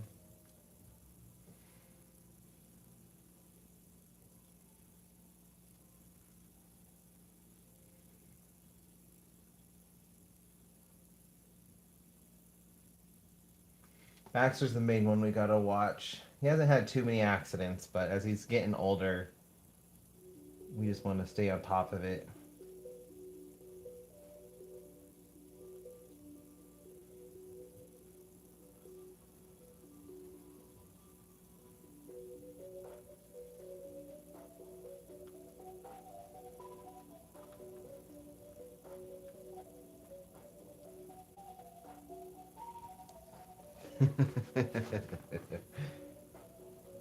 With it dry, I do like it. Oh, I forgot the inside of this one.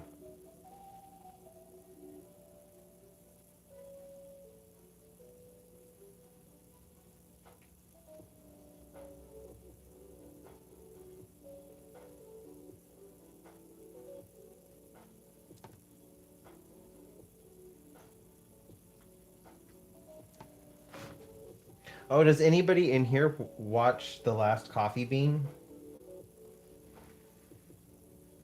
Because she's very inconsistent with her uploads, but I love her artwork so much.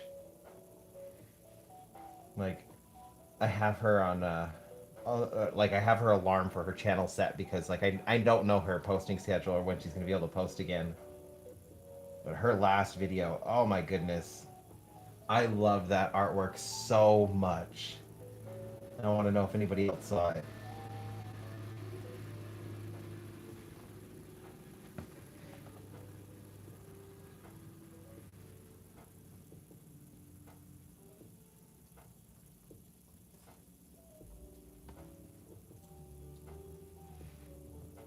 If you don't watch The Last Coffee Bean, all one word, you absolutely must go check out her channel.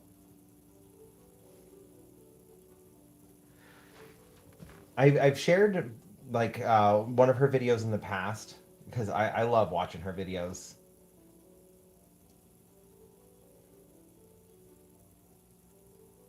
She's up in Canada. I don't remember what part she said, but I do know she's from Canada.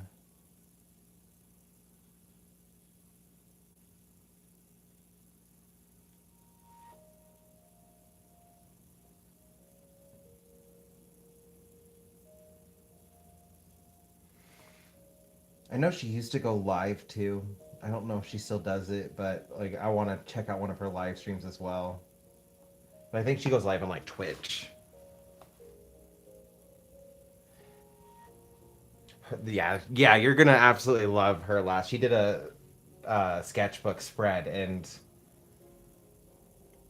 I love the way her brain works. She's another one of those artists though that's really hard on herself. I wish she wasn't so hard on herself. Because she's put so much work into her talent. I feel like she should definitely be more proud of herself. Canadian and UK creators, yep. I watch a lot of them too. I didn't seek them out or anything. It just kind of gravitated towards them.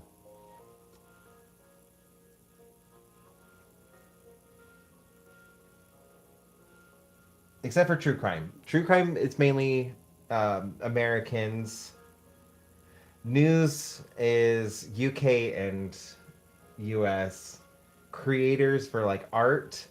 It's a lot of, I think, US is my first, but then UK's next, then Canadian, then India, and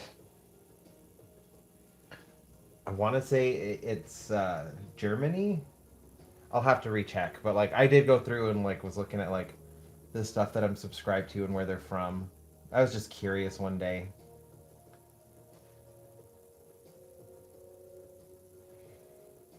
Because most of the time, like I'll, especially with artists, I'll just like a video will pop up, and I'm like, oh, that was really cool, and then I subscribe to them because I just thought their artwork was cool.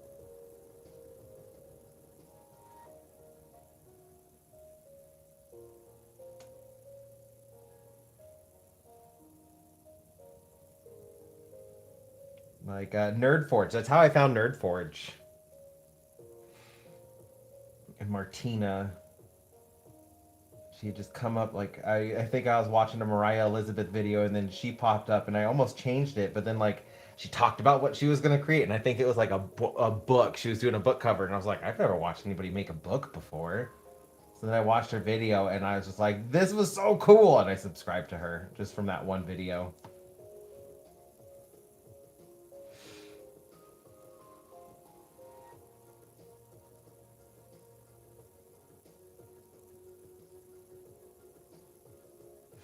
I will definitely have to look her up. Girl with dogs.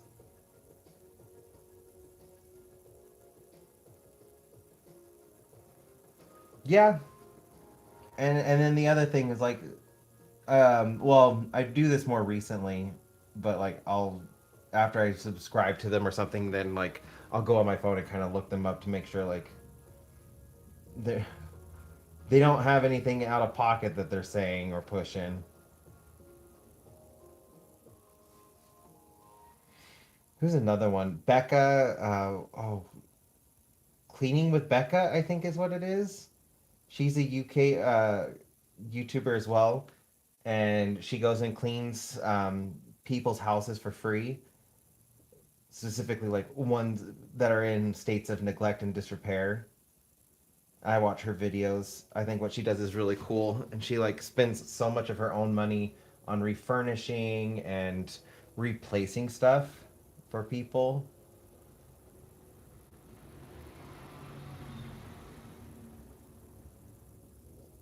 What is with all these big trucks going down my street all of a sudden?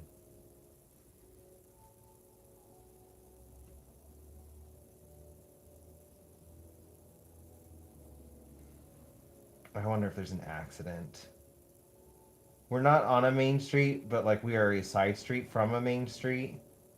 And so every once in a while when there's a car accident, we'll all of a sudden get like an influx of semis going down our street.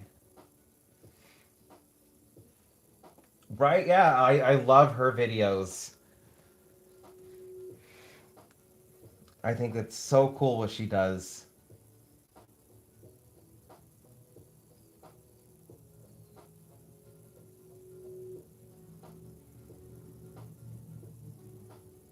I like that she doesn't shame her people at all. That she's just offering a resource for somebody in need, and she vets all everyone who sends her stuff to make sure like it is somebody who is in need.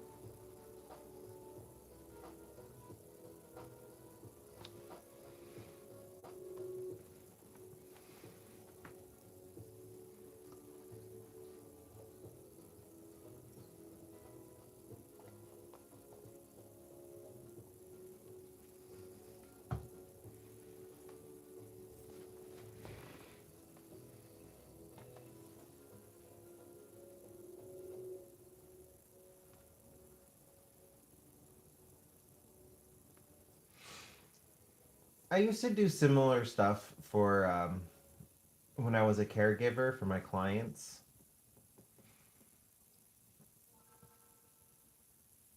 Definitely not paid enough for the job, but I really loved the job.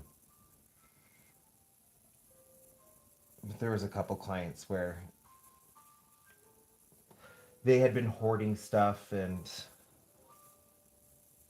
someone needed to go in and clean it all up. And at the time, I was one of two employees who would do that.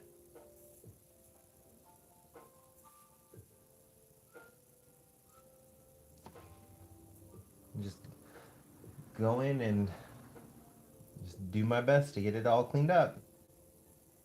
I will say one of my guys, like his place, it looked like he had moved. I got that place so clean. And then his landlord jacked up his rent on him.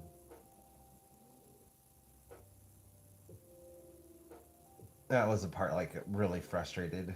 And people are allowed to take advantage of others like that.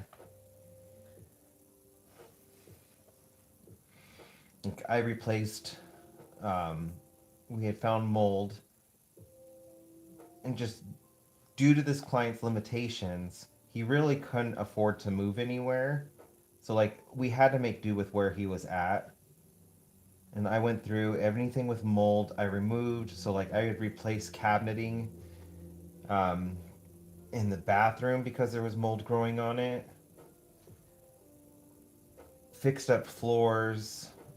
There was a spot in his carpet that was coming up and tattered just from wear, but it was such a tripping hazard. And he was elder, like he was older, so I didn't want him tripping because there was a huge possibility of him hurting himself quite badly if he had tripped. So like I replaced the flooring there, and then his landlord came and checked everything out after I had cleaned and made all these repairs, and then he increased the rent on him, and that part really made me mad. I could not see that landlord. Like I got so heated just seeing this guy. I had to tell my boss, I'm just like I cannot interact with his landlord anymore. And she's like, you can't take this kind of stuff personal. I'm like, it's really hard to like not take that kind of thing personal. Like he's on a fixed income, he doesn't get a lot, and my work just caused his rent to go up. Yeah, I'm gonna take it personal. So like I could no longer work with that client if his landlord was present, because that just made me so mad.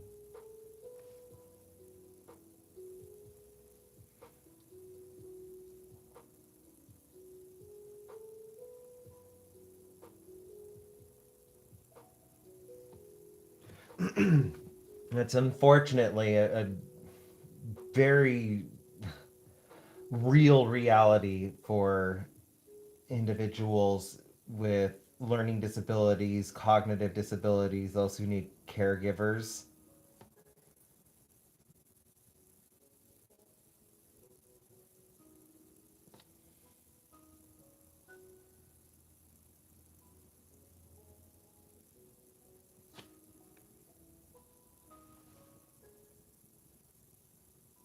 Yeah, I because it made me feel so guilty. It made me feel responsible for it, even though like it had nothing to do with me. That was 100% the landlord.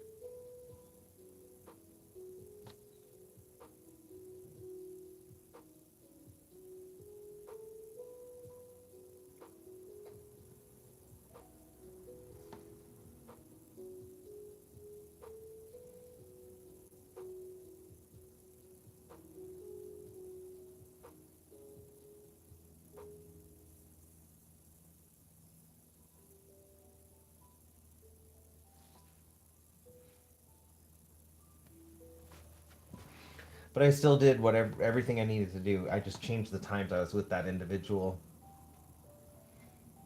so that I wouldn't see the landlord, because the landlord liked to sleep in.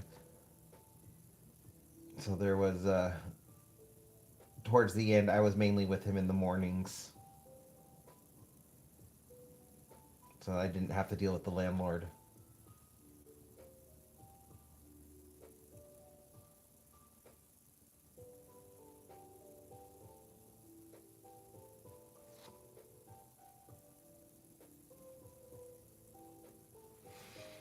And while I made sure like the client's place was clean, I never did any more repairs. My boss would tell me like, "Oh, they need this fixed." Okay, I'm not fixing it. The landlord can get a repairman out for that.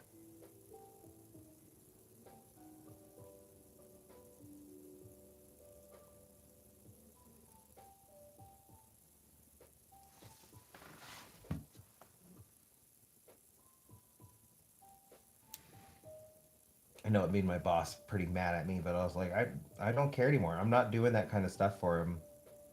Not for the landlord. I'll do it for the client, but I'm not going to do it when it's going to hurt the client in the long run. That was like the start of my boss and I butting heads.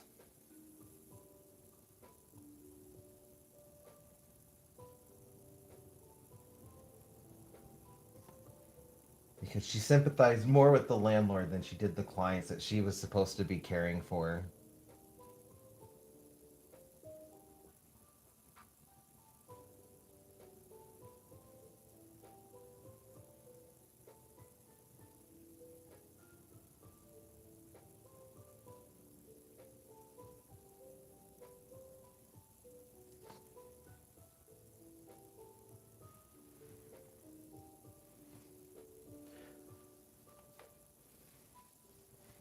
It's definitely one of my favorite jobs I've ever had, and I miss that job, but I only miss the clients.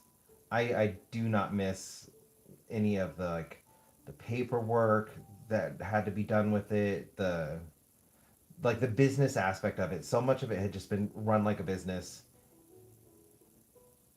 It took out so much of the personality that was needed with the clients. And I'm not saying all the paperwork's bad because I do understand a lot of the paperwork was good.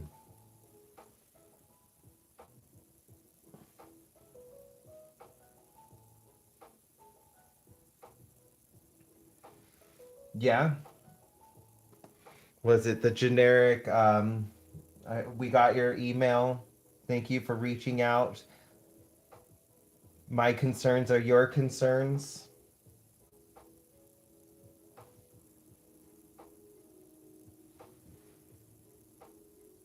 Without actually even addressing any of the concerns. I like the way these purples are interacting with each other. There's like a slight blueness to the lighter purple.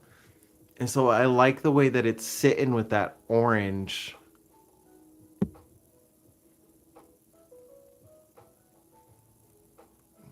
It's just really pleasing to my eyes for some reason.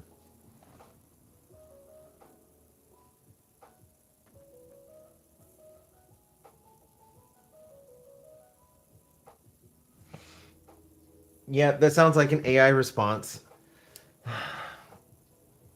Masto has the same kind of responses to my senator. I get that she can't read all of the emails, but I really wish they wouldn't be using the AI. I just it makes me feel like I'm a kid again and there's an adult trying to explain to me that this isn't really my concern. I don't know what I'm talking about. I'm going to listen to you, but you need to remember you don't know what you're talking about.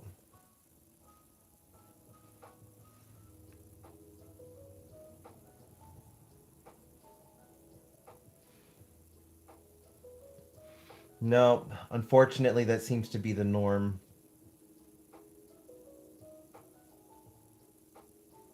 And that's if you even get a response.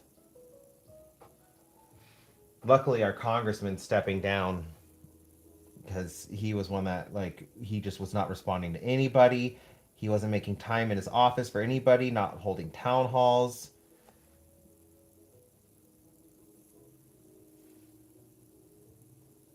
And I guess he's just got kind of sick and tired of all the protests being held out in front of his office. And so now he's stepping down.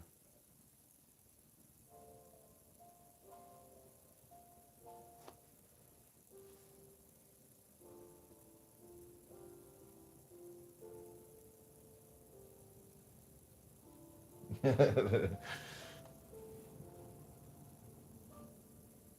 mean, if they don't want to get labeled that, maybe do something.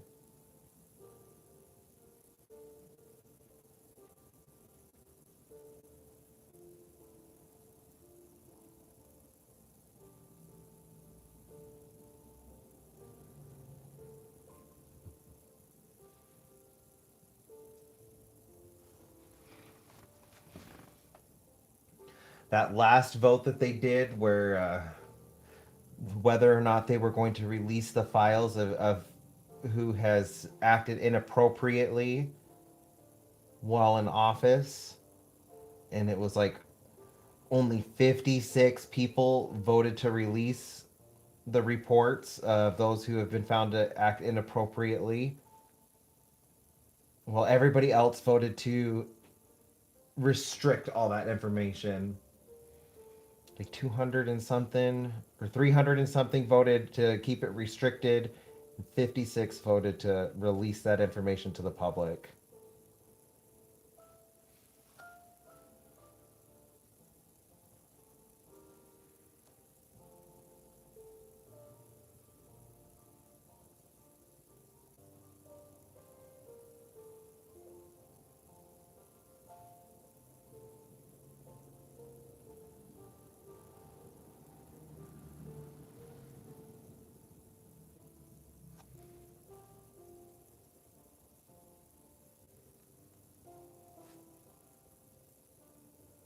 Right?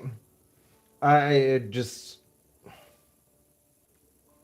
I don't understand. Like that kind of stuff would be unacceptable in the workplace. Why is it acceptable for our elected officials?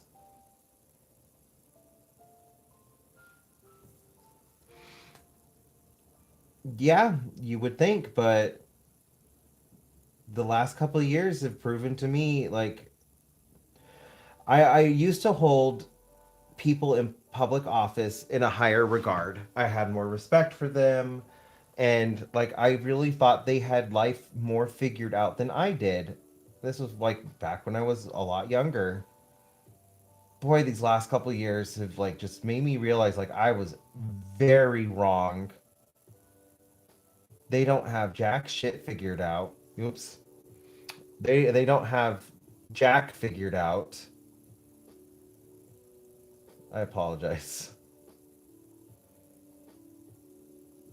And then especially like with what's going on with this stupid conflict.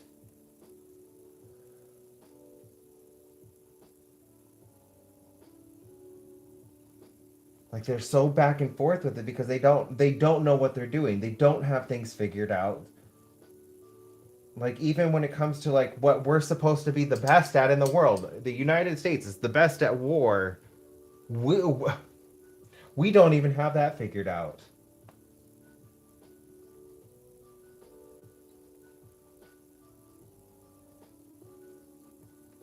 Yeah, that's exactly what it is. You're absolutely right, Rory. They have figured out how to leverage the position for personal gain. That's what they've figured out. They have figured out the art of manipulation, the art of charisma. But those aren't things that are good for the general population, and those aren't necessarily traits beneficial for that position. But because they have the gift of gab,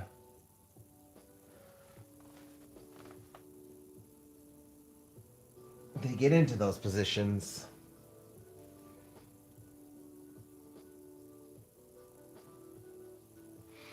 I'll also say though, like that was definitely like I want to say it was a couple years ago because like this is I probably started realizing this back in 2012. So like early 20s, early mid 20s, like is when I started understanding that I had been fed propaganda growing up.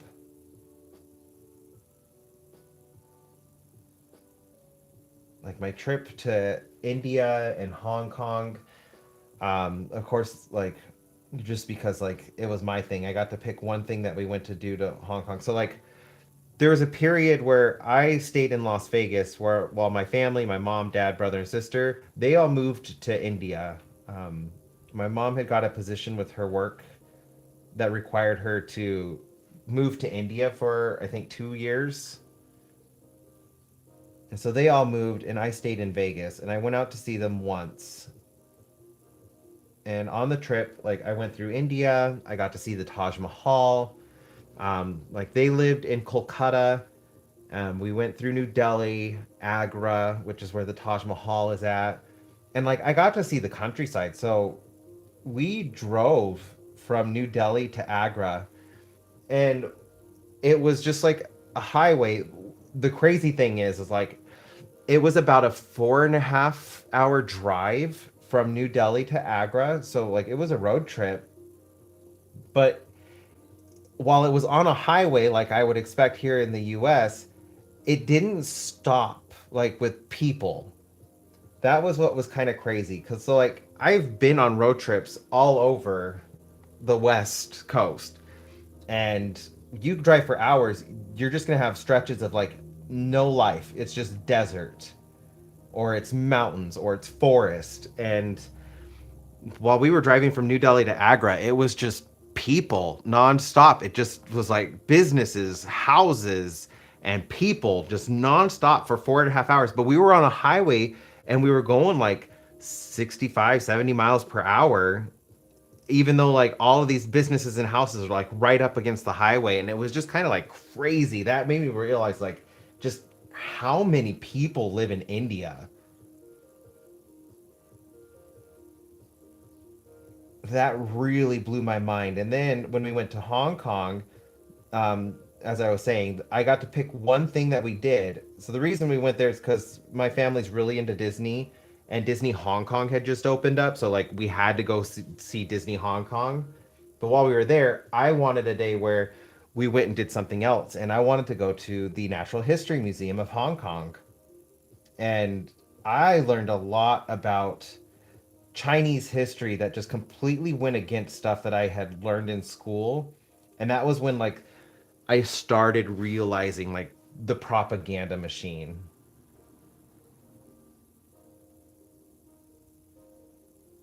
Because there was just so much that I had just been taught incorrectly.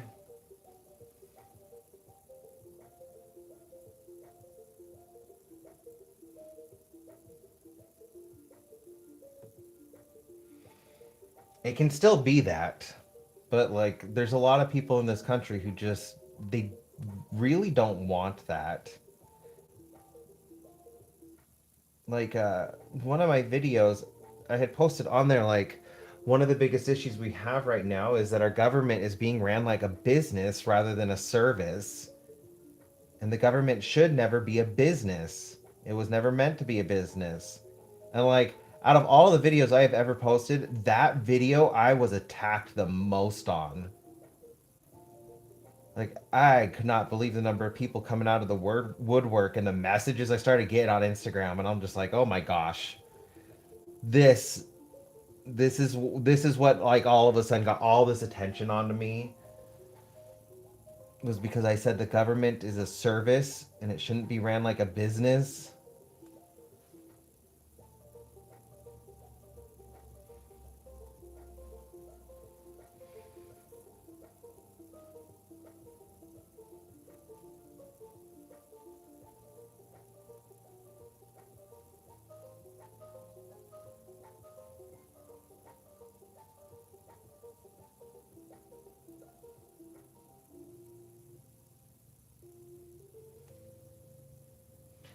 Um, I think it was about last year when I posted it, about this time last year. right before I started posting my like long videos on YouTube, I was posting shorts, but I wasn't doing long videos yet. But both on Instagram and YouTube, like I had deleted like 50 comments off of that short just because like the bots found me. I'm pretty sure most of those people were not real.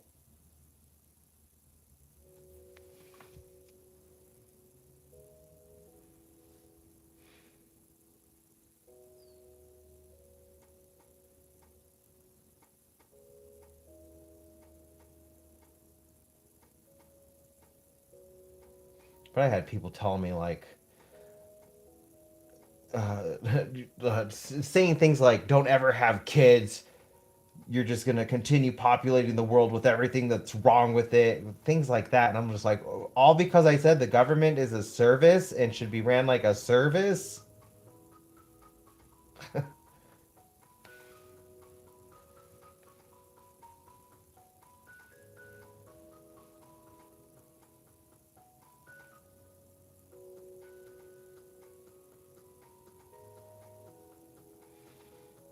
Yeah, but they would have to have a conscience for it to like actually mean anything for them to take that oath. And look at Bondi, like, just straight up lied under oath.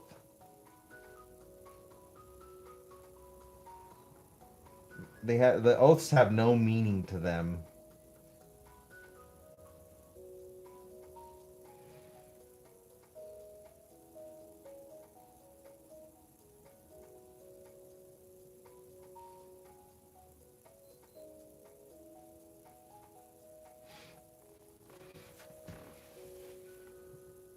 That was why, like, when I was a student body president, like that's the only elected position I had ever been in. But we ran it in almost the same way the U.S. government is ran. And so like we had to vote on everything. We had to run things by the student body. Like if we were changing anything like critical, like we even had to get like a certain percentage of the student body to vote on it. Like when I got the sports center approved, like I had to get a lot of students behind me for that because that was a like the students themselves had to fund the $5 million budget to get an athletic facility built. And so like that was me campaigning, going out there and explaining to the students like this is what it's going to cost us, this is what it's going to provide for us, this is how I can make sure it's guaranteed for the students, uh, like how it's going to benefit them. And like it was a lot of work, and I got that approved. But then one of the other things that I got approved was like student body, like the the government itself, the students, we were paid, but we were not paid enough. And so like for all the work we were doing, like it was a job for us, and I wanted to make sure like if anybody else, any other students came in, they could be okay with it, at least get books and stuff taken care of because they're working. And so I increased the pay, and I it was a significant pay increase too. I think we went from like $9 an hour, or yeah, 9.25 is what I was getting paid, and I bumped it up to $15 an hour for my position, and the lowest one was $12 an hour because they were all at like the lowest position was at minimum wage, and then the others were just slightly above that. And I was like, that's like students can't live off of this. And so I increased it, but because I didn't want to come across as self-serving, even though I got the resolution passed, I stipulated that it would not take effect until after my like my term as student body president. So the next student body president got all of the perks that I had fought for because I didn't want it to be self-serving. I was like, this isn't for me. This is for the students that are going to be in this position.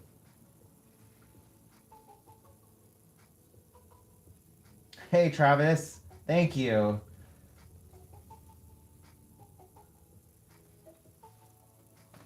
That was like one of the biggest things that like, and I tried putting so many, like not necessarily like, I mean, I guess they were part of policy. Like I tried to make that a fundamental part of the policy was like you can't be self-serving in this position because you were elected to serve the students.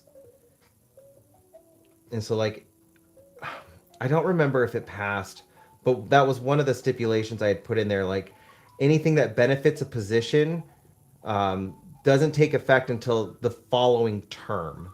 It was something like that because I wanted to make sure, like, because I got the student body government's budget increased, so like the school was paying the students more. I got the hourly position paid more. There was more for activities, grants, and scholarships.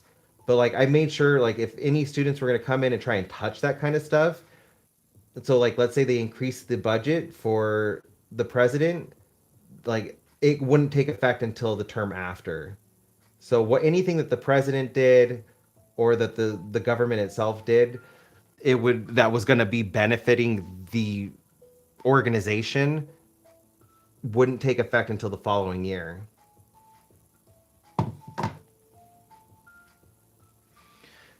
Yeah, we should. Like it doesn't all that stuff if you're going to vote for benefits increases then it shouldn't be for your term. It should be for the following one. And also like I also think there should be term limits. I really hate that we don't have term limits on so many positions.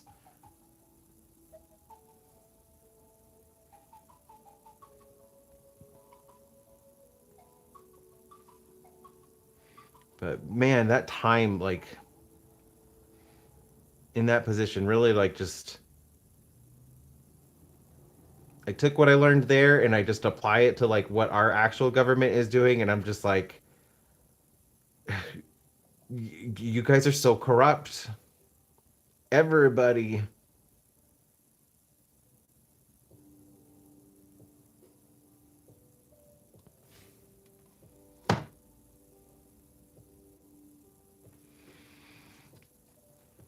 But unfortunately, especially with this administration, any changes are like that benefit of specific position are immediate, retroactive sometimes.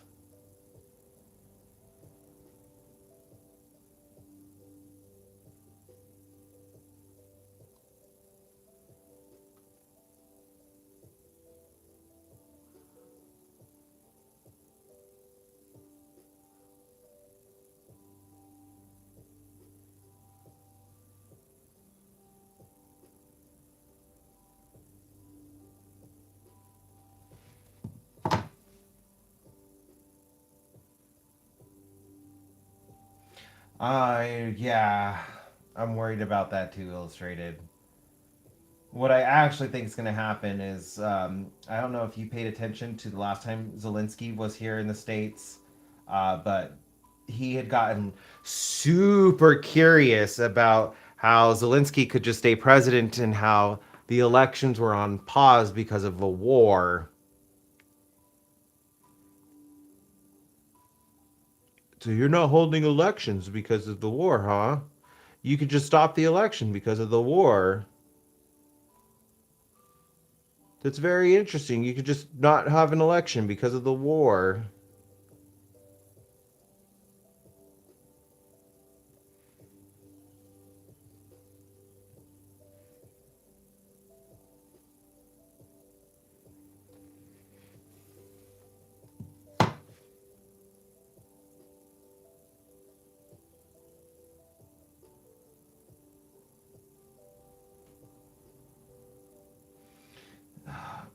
Yeah, I don't like that either. Politicians, like, it shouldn't be a career thing. For a true democracy, the career politicians shouldn't be a thing. It just causes the body to completely lose touch with the actual people. It gets stagnant.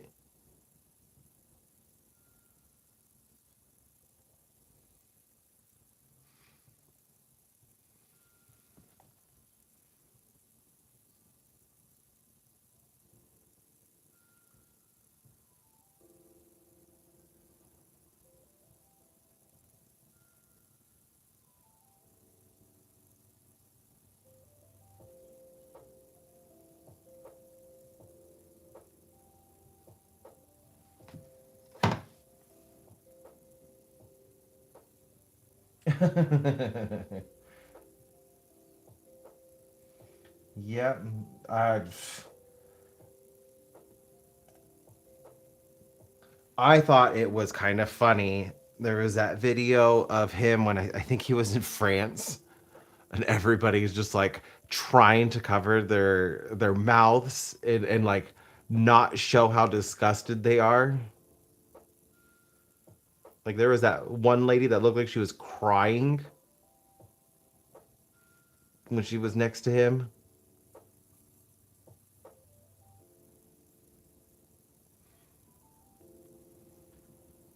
I would just like to point out that just means he doesn't have a very good care provider.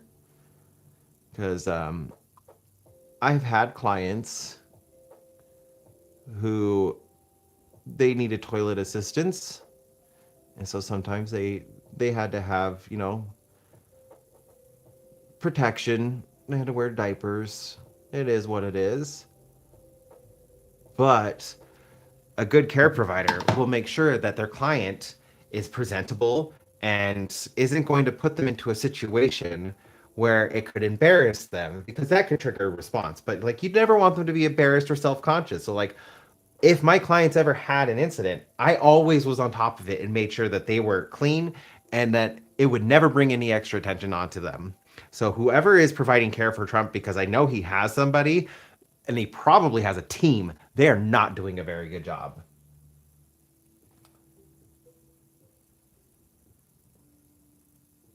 And I know anybody else who's ever done any kind of like care services or provided care for individuals who needed special needs, like they would tell you the exact same thing.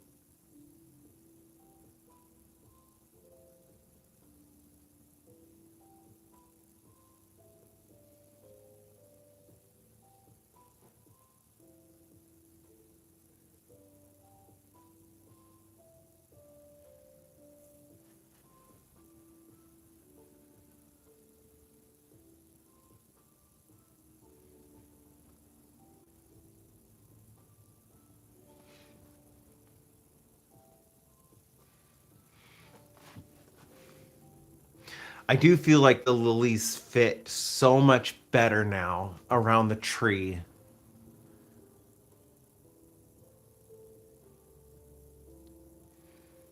I do kind of like want to lighten up some of them in the background. But I like this so much more. Just that little bit of extra details really like helping them pop.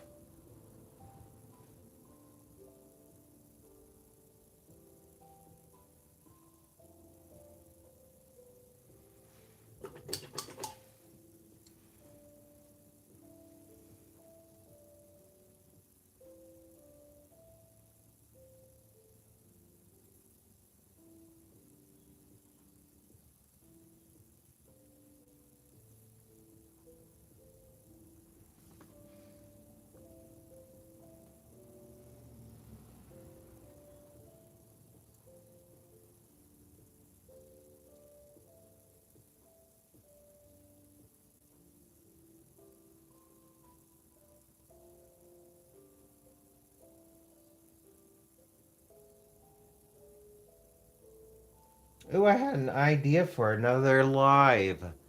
I might build a birdhouse. I can hear the birds outside, and I think you missed it illustrated, but there was a really angry blue jay outside of my window a little while ago.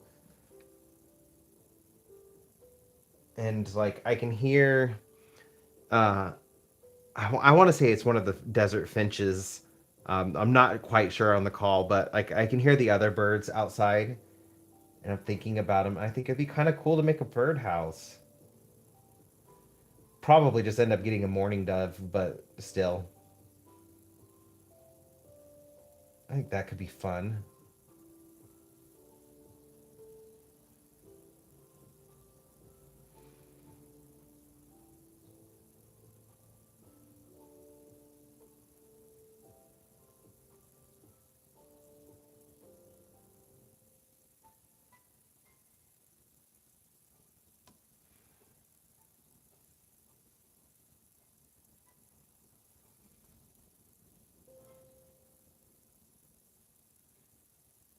And then I only think I have to.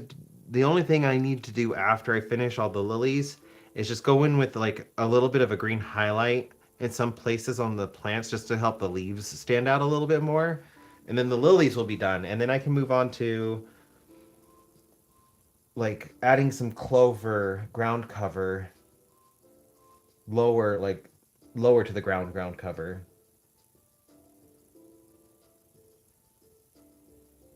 I got my tall with the tree. I got kind of my mid with the lilies and the little bushes. I do kind of want to make it like bump them up a little bit, make them look a little bit taller. I need my really close to the ground.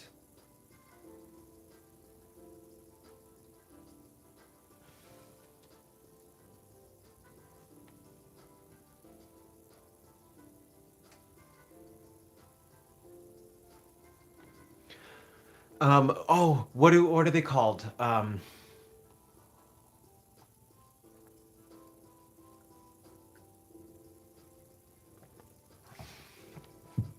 can't remember what they're called. We have a species of bird that likes to be near water. What are they called? They're not stilts.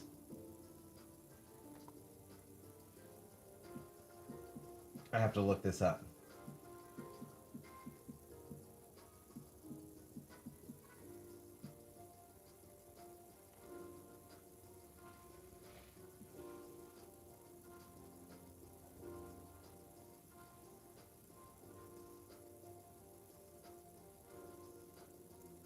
It's a shorebird.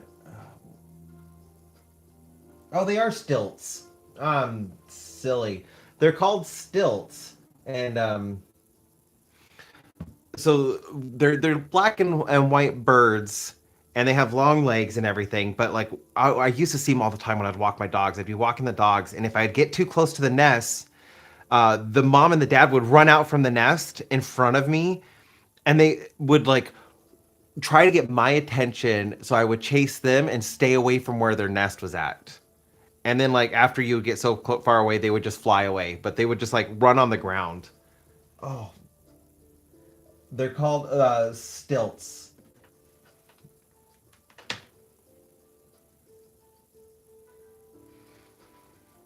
This is what they look like. They're just little birds, maybe eight, maybe like 8 inches to 10 inches tall. They're not like super tall birds, but they do run funny and like they would make you chase them. How's it going, Gray Cloud?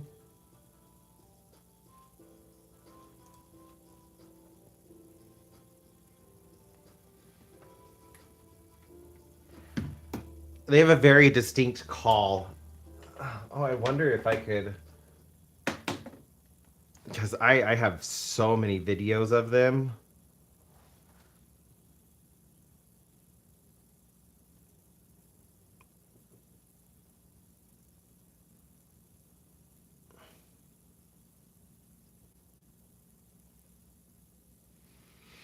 It probably would not take me very long to find one. I take so many pictures on my walks, especially of the skies.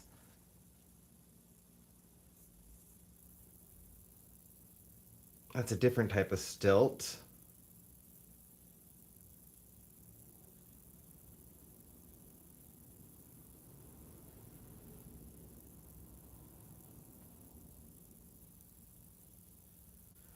Ruddy duck, heron. Oh, we do have a lot of different wildlife out here. Oh well, I thought I could find something quickly. I was gonna have you listen to their calls because their cries are funny.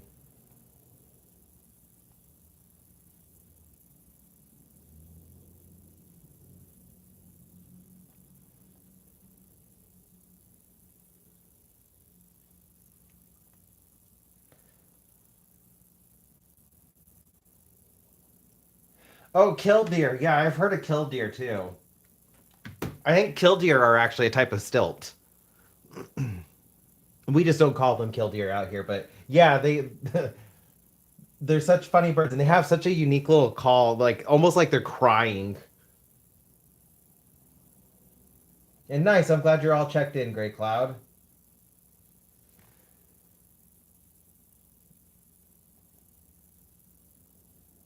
You're gonna have a nice weekend. I know it.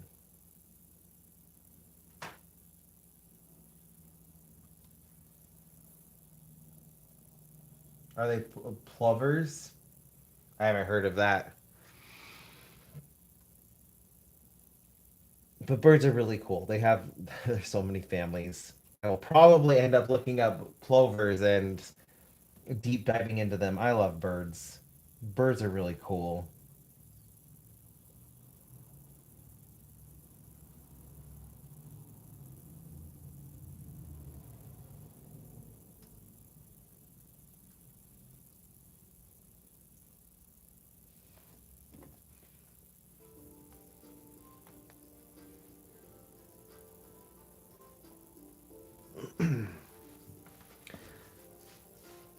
But yeah, that's so funny. Like that other birds do the same kind of thing.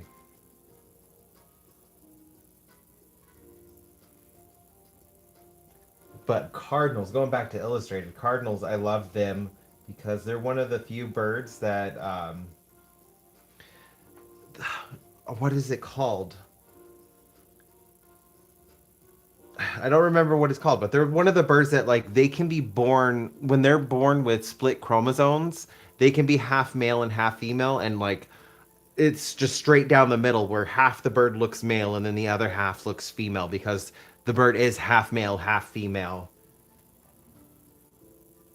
I don't remember what that's called, but like that it's one of my favorite things in nature to see animals that are like that. I know I've kind of talked about that before in my lives because they're just such cool animals.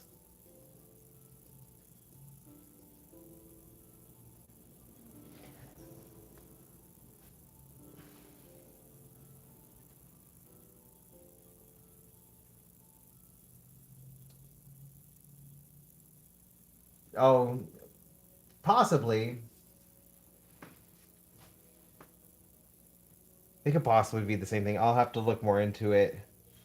I know we have a lot of like we don't have very many bodies of water, but we do have some, and we get some very interesting waterfowl and water birds.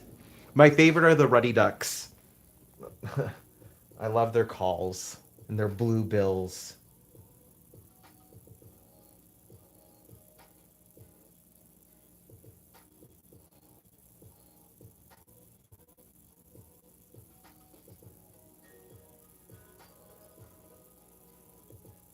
Like somebody wound up a wind up toy and let it go.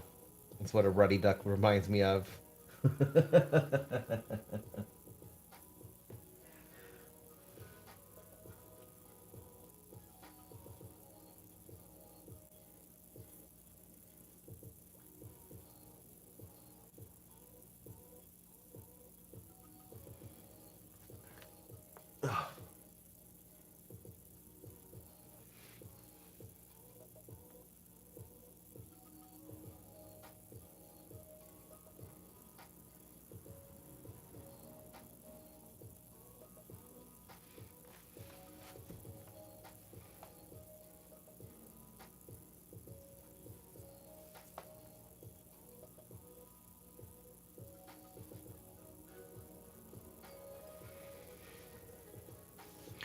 Ruddy ducks are kind of rare here too, unless you're outside of town. So like I lived in the suburbs before. Like my last place was definitely like the suburbs, like the very outskirts of town, on like just a little old lake. More like it, I mean, it wasn't really a lake. It wasn't that big. It was just a very large pond, but like it's still called a lake. But they would get ruddy ducks out there all the time. But anywhere else close to town, no, you would just you'd be very hard pressed to see ruddy ducks. Same thing with the herons and the egrets. We would get them out there too.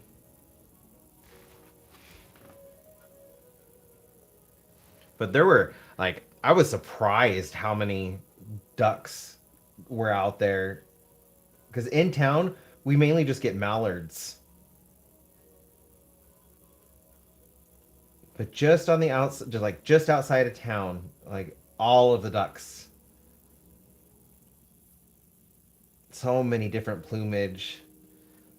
Like there's, I remember seeing one. I'd only ever saw once. I never saw it again, and I can't remember what it was called. But it had a really tall like head crest. It was brown, and I want to say white. It was a brown and white duck. Really weird feathers on the top of its head that made it look like it had a really fat forehead. But it was it was kind of cool and kind of pretty looking. I'd like it just would randomly see just such weird ducks, and then every once in a while after a storm, we would get pelicans because the storm would push the pelicans up over the mountain, and then we would see them in our waters for a little while.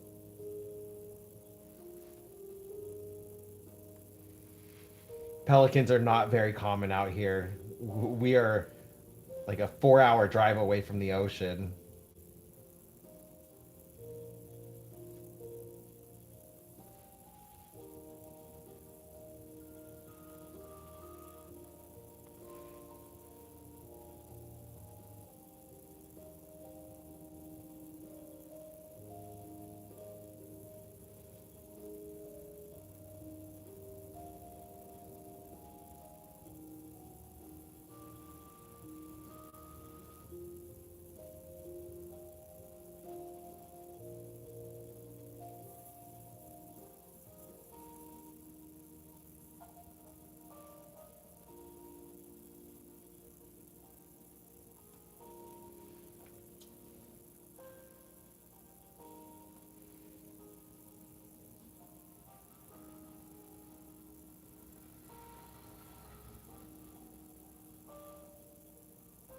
I'm definitely gonna have to add a couple of the lakes around where I live to my list. This summer, I want to go out into nature to do some art projects.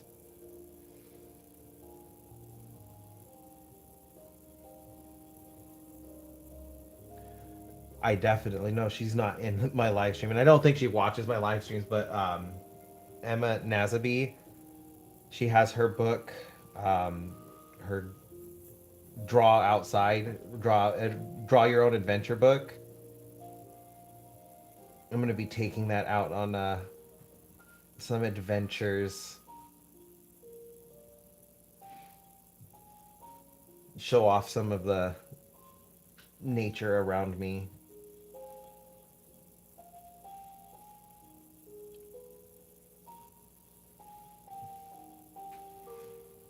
I think Lake Tahoe and Pyramid Lake would probably be great for that.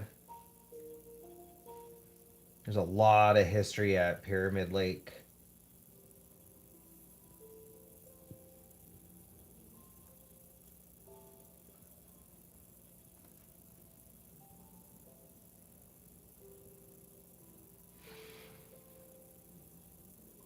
If gas wasn't so expensive right now, I'd be asking Eric to take a trip out to Death Valley.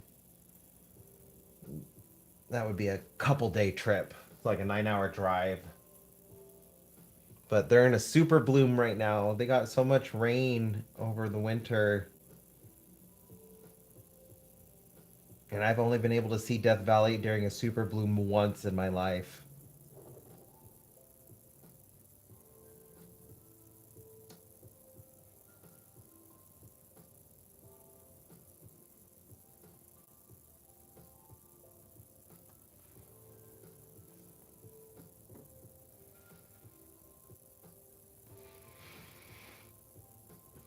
No, I would say the opposite. I think Oklahoma has some really pretty natural wonders out there. It's just so much of it's been developed over now. It's either farmland or residential.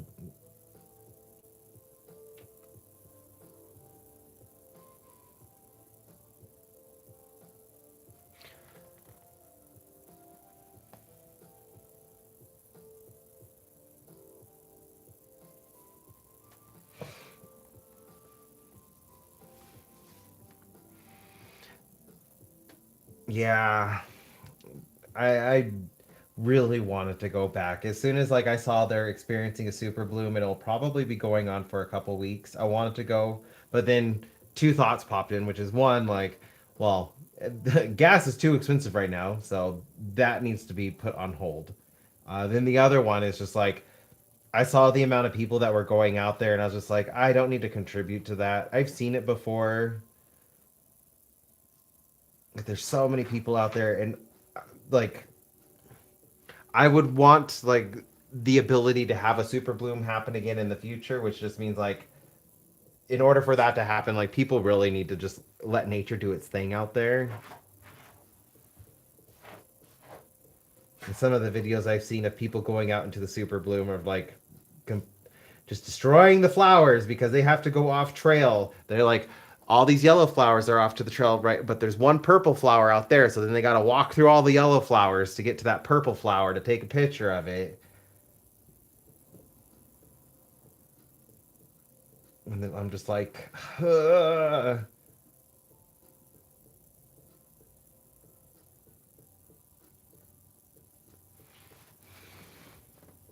So even if I had the money right now, I probably would just stay home. I'm like, I've seen it before. I've got to experience it. I don't need to go out there again. I can let other people experience it and just hope that they're they're kind to the environment out there.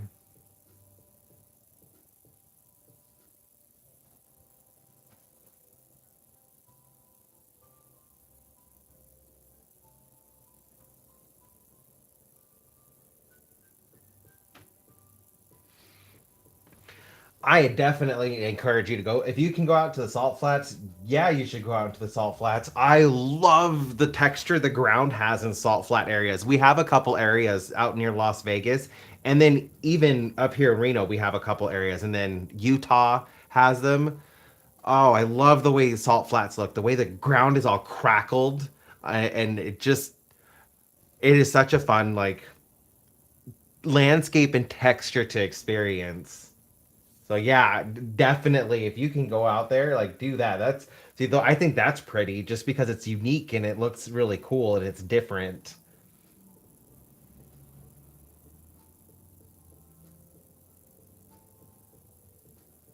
But I also think grasslands are really pretty because we don't really have grasslands over here. So like when I do get to see them, I'm kind of in awe of just like the grass going on as far as the eye can see.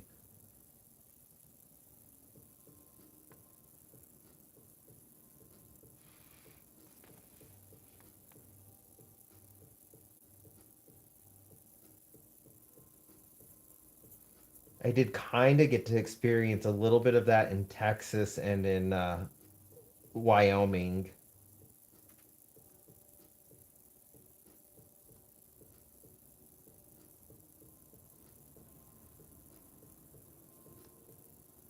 Oh, I will say I struggled to drive in Wyoming.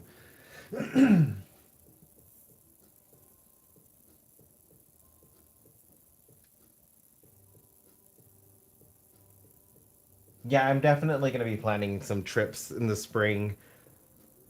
All of our trips need to be in the spring because it just it gets too hot to go out in the summer. I mean, I can go up into the mountains. It's cooler up in the mountains, but all the desert around me, like, ugh. I've done desert hikes before, and I've done them in the summer. Desert hikes aren't that much fun when it's 120 degrees outside and it's just dry.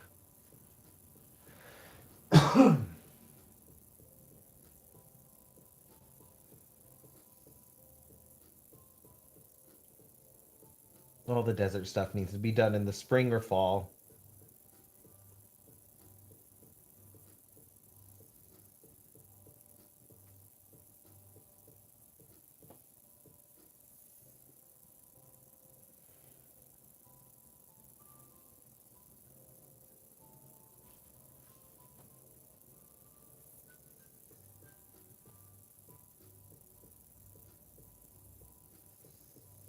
Everything looks dead out here too in the summertime. And it doesn't even have to be super hot for everything to look dead. Everything's green in the spring, and then it all turns brown.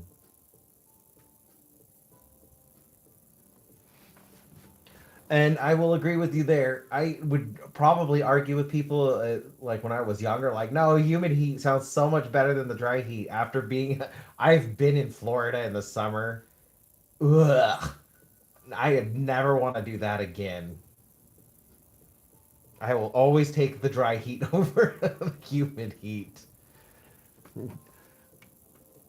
It's like walking into an oven versus walking into a sauna. And the sauna is nice for like 10 minutes.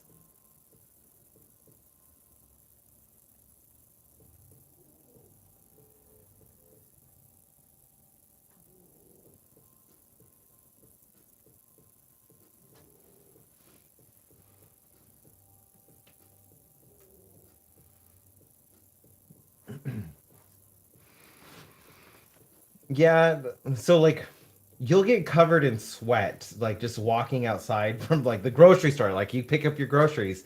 The second you walk out of the grocery store to you get to your car, you're going to be drenched in sweat. Like that's quite common here because of how hot it is, but it's not the same kind of stickiness as the humidity.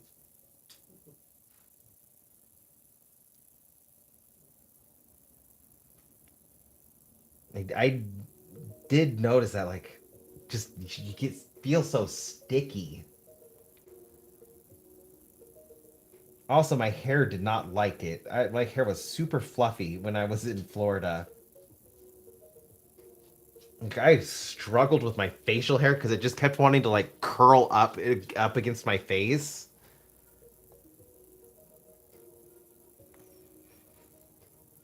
It was definitely like the German heritage there. My hair wanting to just like curl up into my face.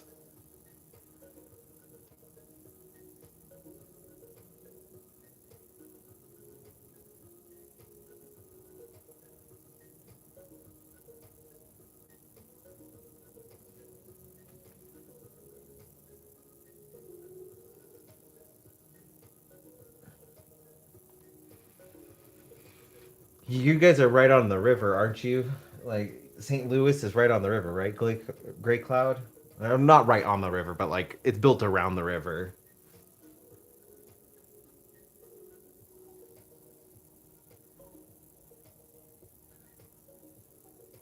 That's funny illustrated. People never know what they want. I actually didn't mind waiting the tables when I was a waiter. I didn't mind waiting the tables that were out on our patio. Like we had the a mister system,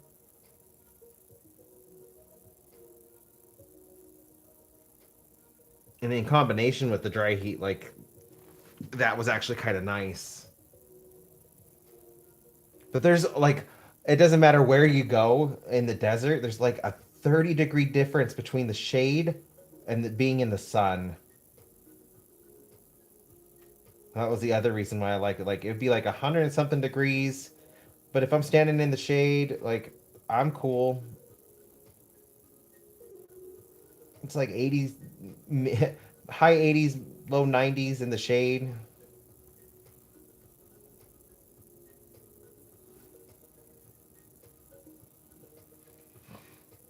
No, they were a must in Vegas. Like there's a lot of things that places have to have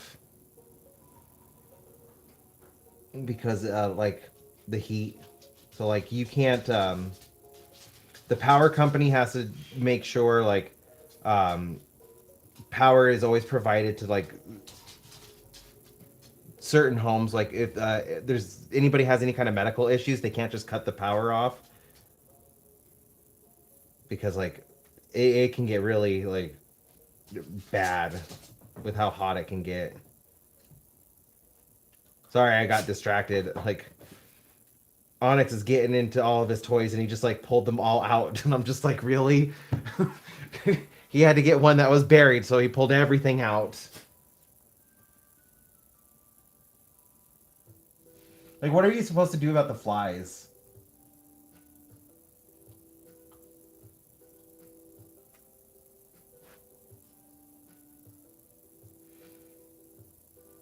Oh, that's I did not know that. That's kind of cool.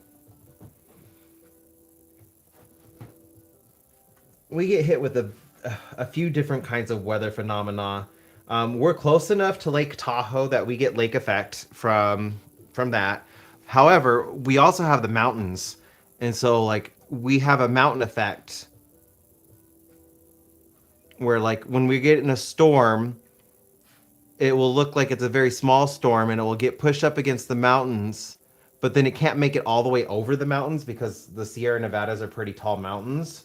And so like it will sit on the Californian side of the mountains for a while, but then like a wind will come in and they'll push it up over the mountains, and then it will like all of a sudden get like supercharged because of Lake Tahoe, and then we get slammed even harder than what California got hit with.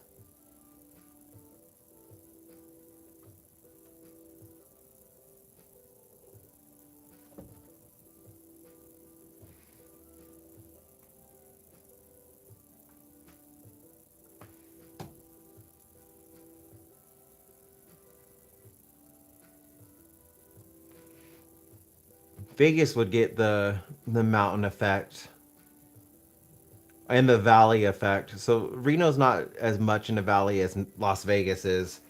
The valley effect creates some really nasty winds. I'm sure you guys have like Las Vegas has made the news a few times because of the winds that they've gotten blowing stuff down. I was in Las Vegas when the Hilton sign fell, which was one of the large casino marquees,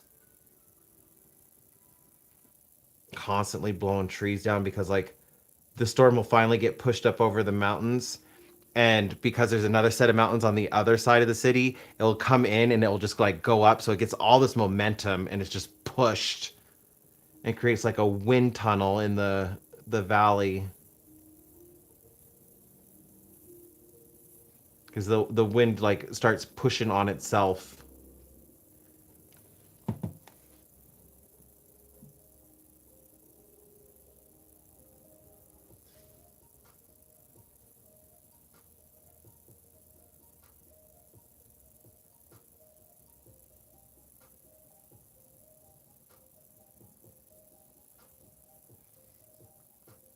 I have not heard of that. I am really curious about that. I've been wanting to do like I've done so many different kinds of landscapes. I've been wanting to do a tornado. I feel like it would be an interesting challenge.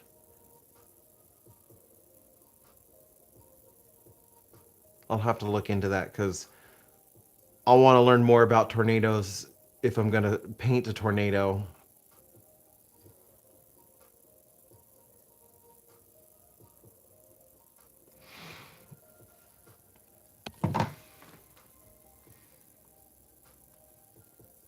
I think I got them all.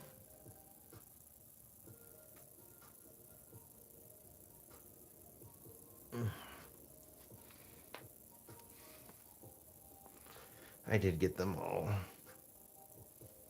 Okay, I'm just gonna add in some highlights and then I'm going to end for the day. Just because, like, I do still gotta be kind to my neck. I am still dealing with that pinched nerve. Yeah, I really see a tornado fit, and that's one of the reasons why I wanted to like look into a tornado, like and actually paint it. I think it would be fun for a landscape, or not necessarily fun, but like challenging and like push my skills in a landscape, kind of like see and try to recreate how it would impact the grass and the movement you would see in the grass and then the clouds and the shadowing, and then I could absolutely seeing like me taking that and applying it into an emotional state painting.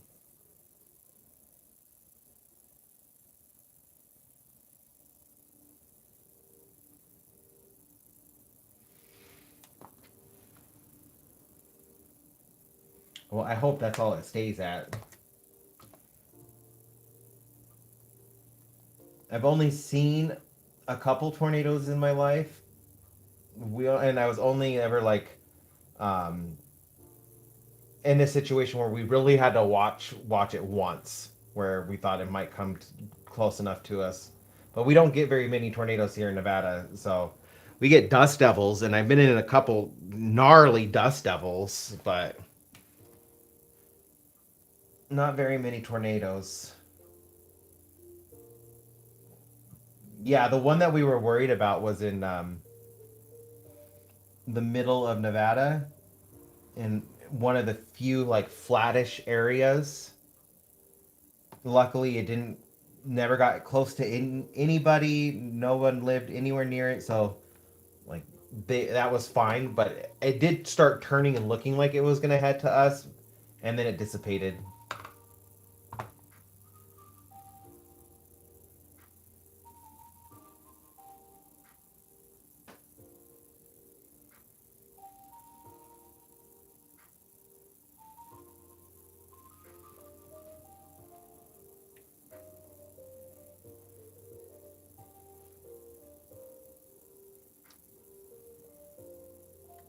Oh, I didn't do what I wanted to do.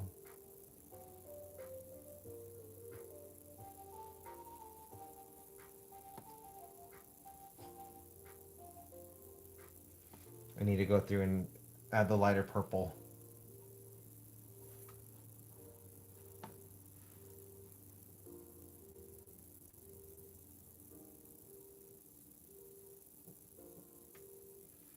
I would probably do something similar because there's a few times I've gone out to see forest fires or the desert fires. That was until one got really close to me in Las Vegas. I got pictures from that too. Like the flames were just on the other side of the mountain from us. So like, um, it was on Cheyenne and the 215 in Las Vegas. So like if you ever Google Maps it, you could see it. But I lived in apartments off of Cheyenne and 215, and it was the outskirts of Las Vegas. I was about a 45-minute drive from Midtown Las Vegas, and I lived right up against one of the mountains. So like on the other side was like Red Rock, a national park, and just like very craggy, rocky area. So right up against the mountain before it kind of like went upwards. And one year the entire backside of the mountains caught on fire, and I just watching the flames leaping up over the mountaintop. It never came down, but like the flames were right there, and we were like on like standby to be evacuated. That was really scary. That was probably the scariest wildfire situation I've been in, but I have gone like, oh, this was pretty close. I can go to an area and kind of like watch it and watch the firefighters and all of the first responders trying to put it out, and watching like I liked watching how coordinated it was. That was probably one of the coolest things, especially up here in Reno because we have so many more wildfires. Just watching the firefighters coordinating and watching where the trucks are going, and you can like see when they like are responding to each other and the shift that they would all take, or like the airplanes coming in and dropping off the retardant on like the ground to keep the fire from spreading.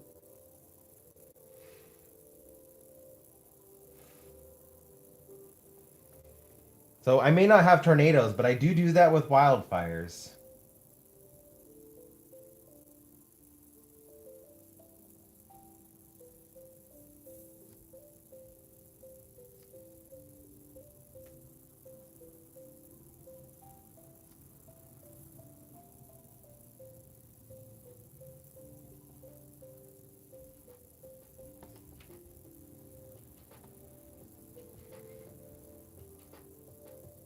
Oh wait, actually, there was one other fire situation that was really scary. We went camping in 2019, and that was up in like the border of Nevada, California, Oregon. We were up in the mountains, and a forest fire started, and like we were basically surrounded. So like we were camping next to a lake, and then there was like a little town on the like edge of the lake, and then the forest all around us just like went up in flames while we were up there. There was no fire or anything while like when we got there, but then we got stuck for an extra day because we're like we can't escape. We're literally stuck. And then they opened up a route and they got the fire put out in part of the area, and we were able to escape.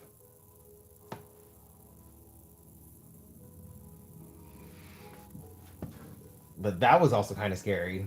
And then that triggered a super gnarly sinus infection that almost killed me. Ended up in the hospital for a couple weeks. Because I found out I was allergic to one of the pine trees that was burning.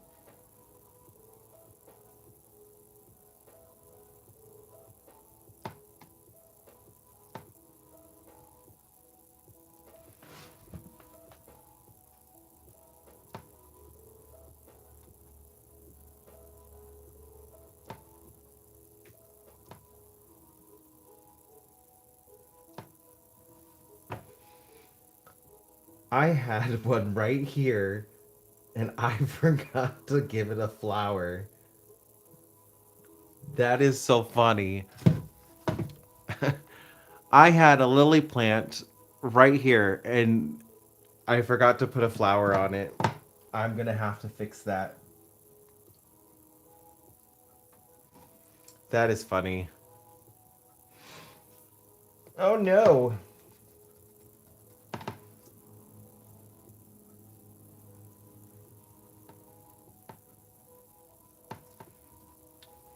Just clean that up really quick. We're gonna act like that never happened.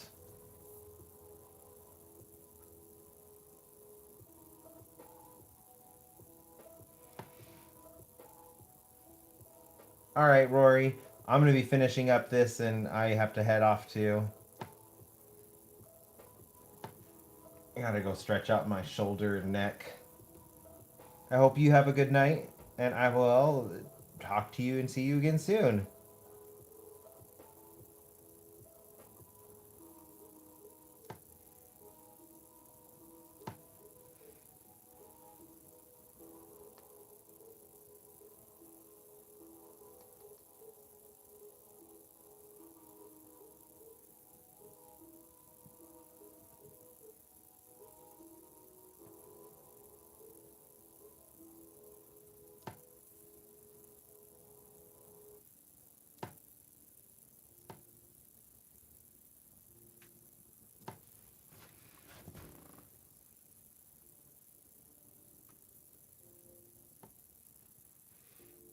Yeah, that's all the plants were missing. They just needed like an extra layer of green.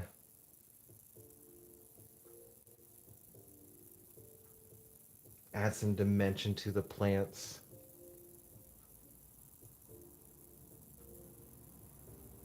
Okay.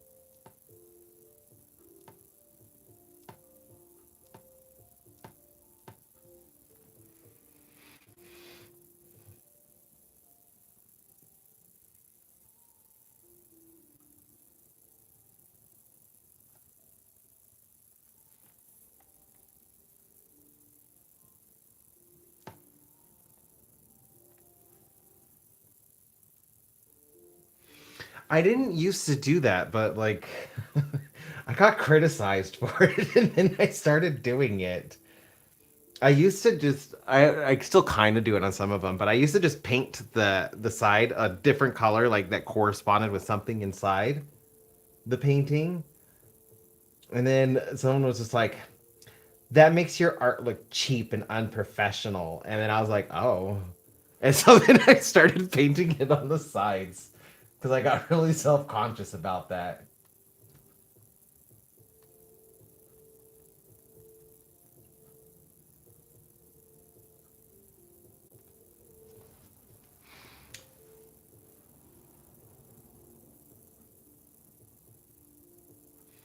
I think it's just kind of funny now that like it's really stuck with me.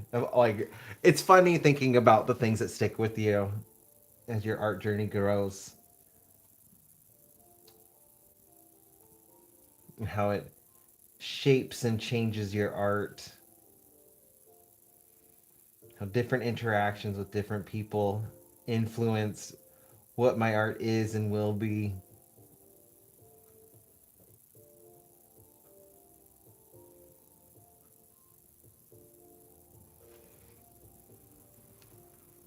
I won't say his name, but like we don't talk anymore. But that's the one thing that stuck with me. Was like, oh, your art doesn't look very professional.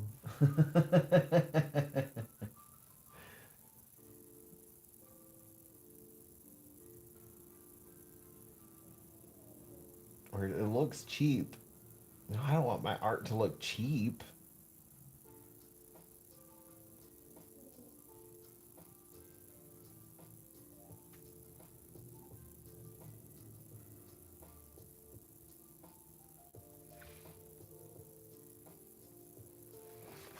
So I think what I'll do is I'll finish just adding in some quick little highlights on the green, and then I will end the live.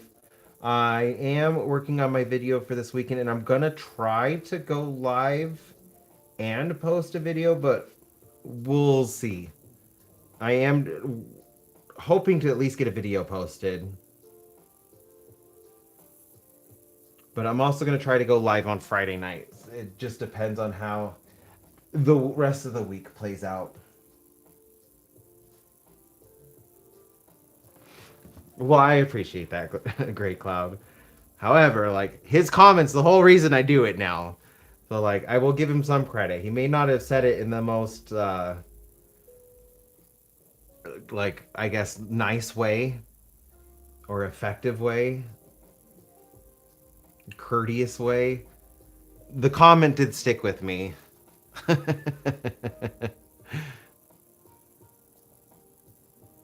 And I do think it stuck with me in a positive way.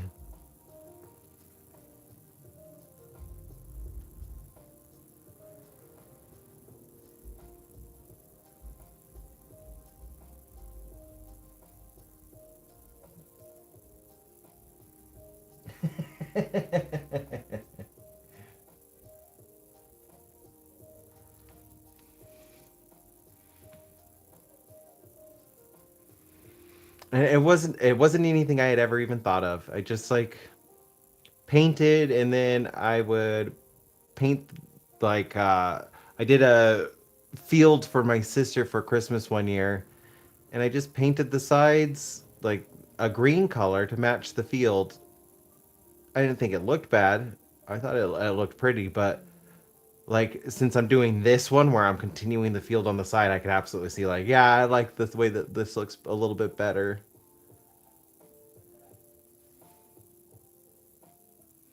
It can get a little tedious and cumbersome to paint the side, but I don't go as heavy with the detail on the side. I mean, I still do, but a little bit lighter just so like the effect is there.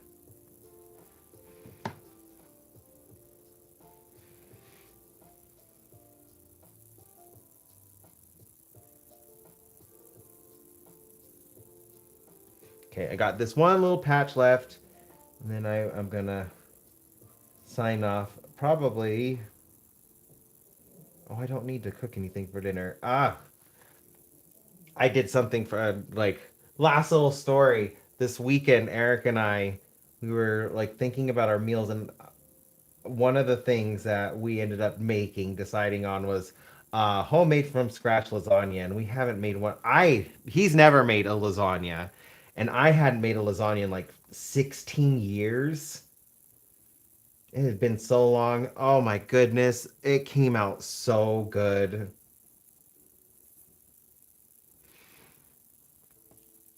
I forgot like why I love making lasagna so much because it's just so much better than anything you buy at the store.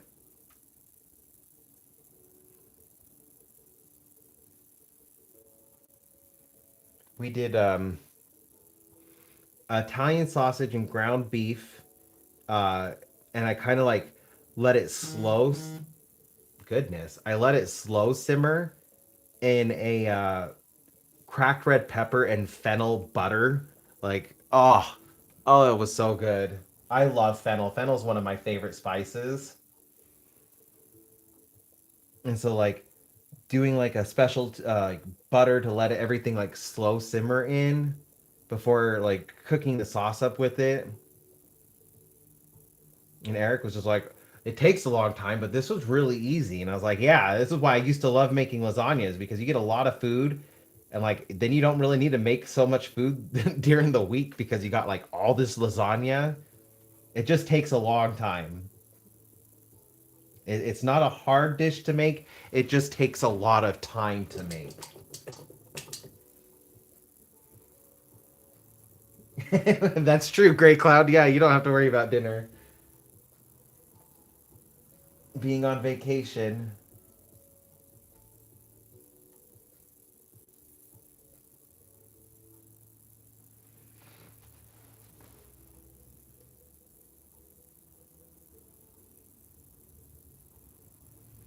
He definitely wants to make more lasagnas.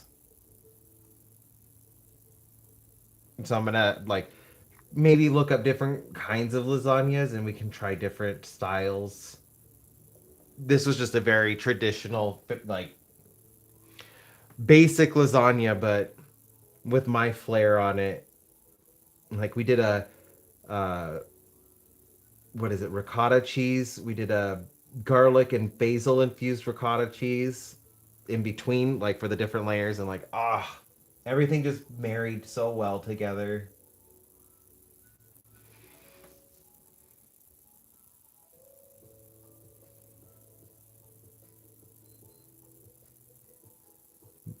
I'm surprised though I still had like so much of that knowledge in my head because it's been so long since I made a lasagna. I didn't even look up the recipe once. Just like everything came back to me naturally.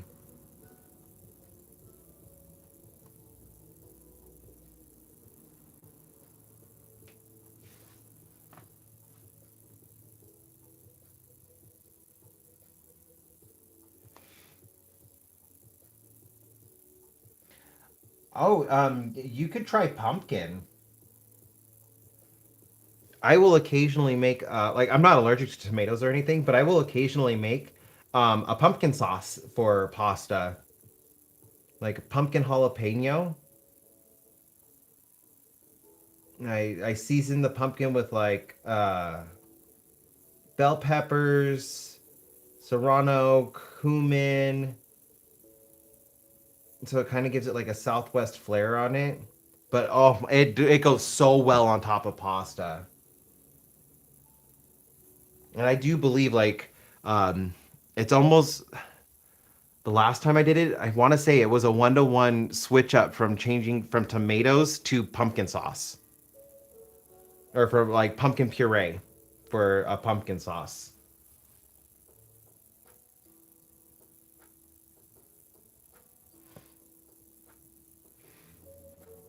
Oh no.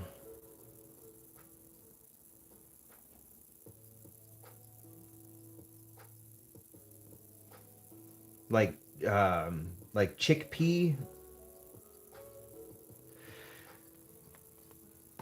However, like if you have some time, I do know chickpea pasta isn't that hard to make. It is just time consuming.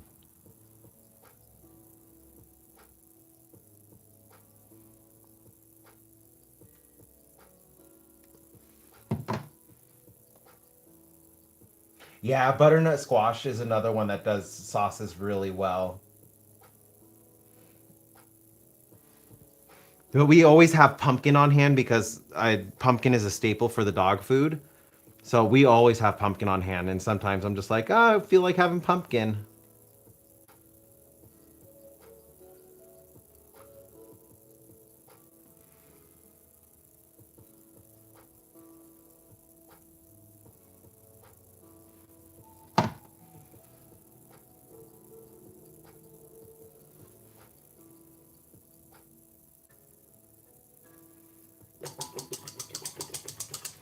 Hopefully, though, it's just because of like a seasonal thing, Gray Cloud. I hope you're able to get some again.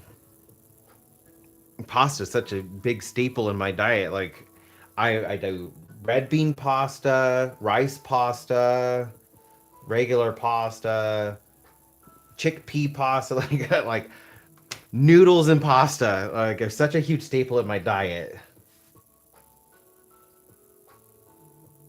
I would not want you to lose out on that in your diet either. But okay, I think I am going to end here. I need to get my neck stretched out so I don't do this pinched nerve any more damage. I'm happy with what I got done. I can move on to the clovers in the foreground right here and finish up those rocks. And then I could get the Pokemon placed.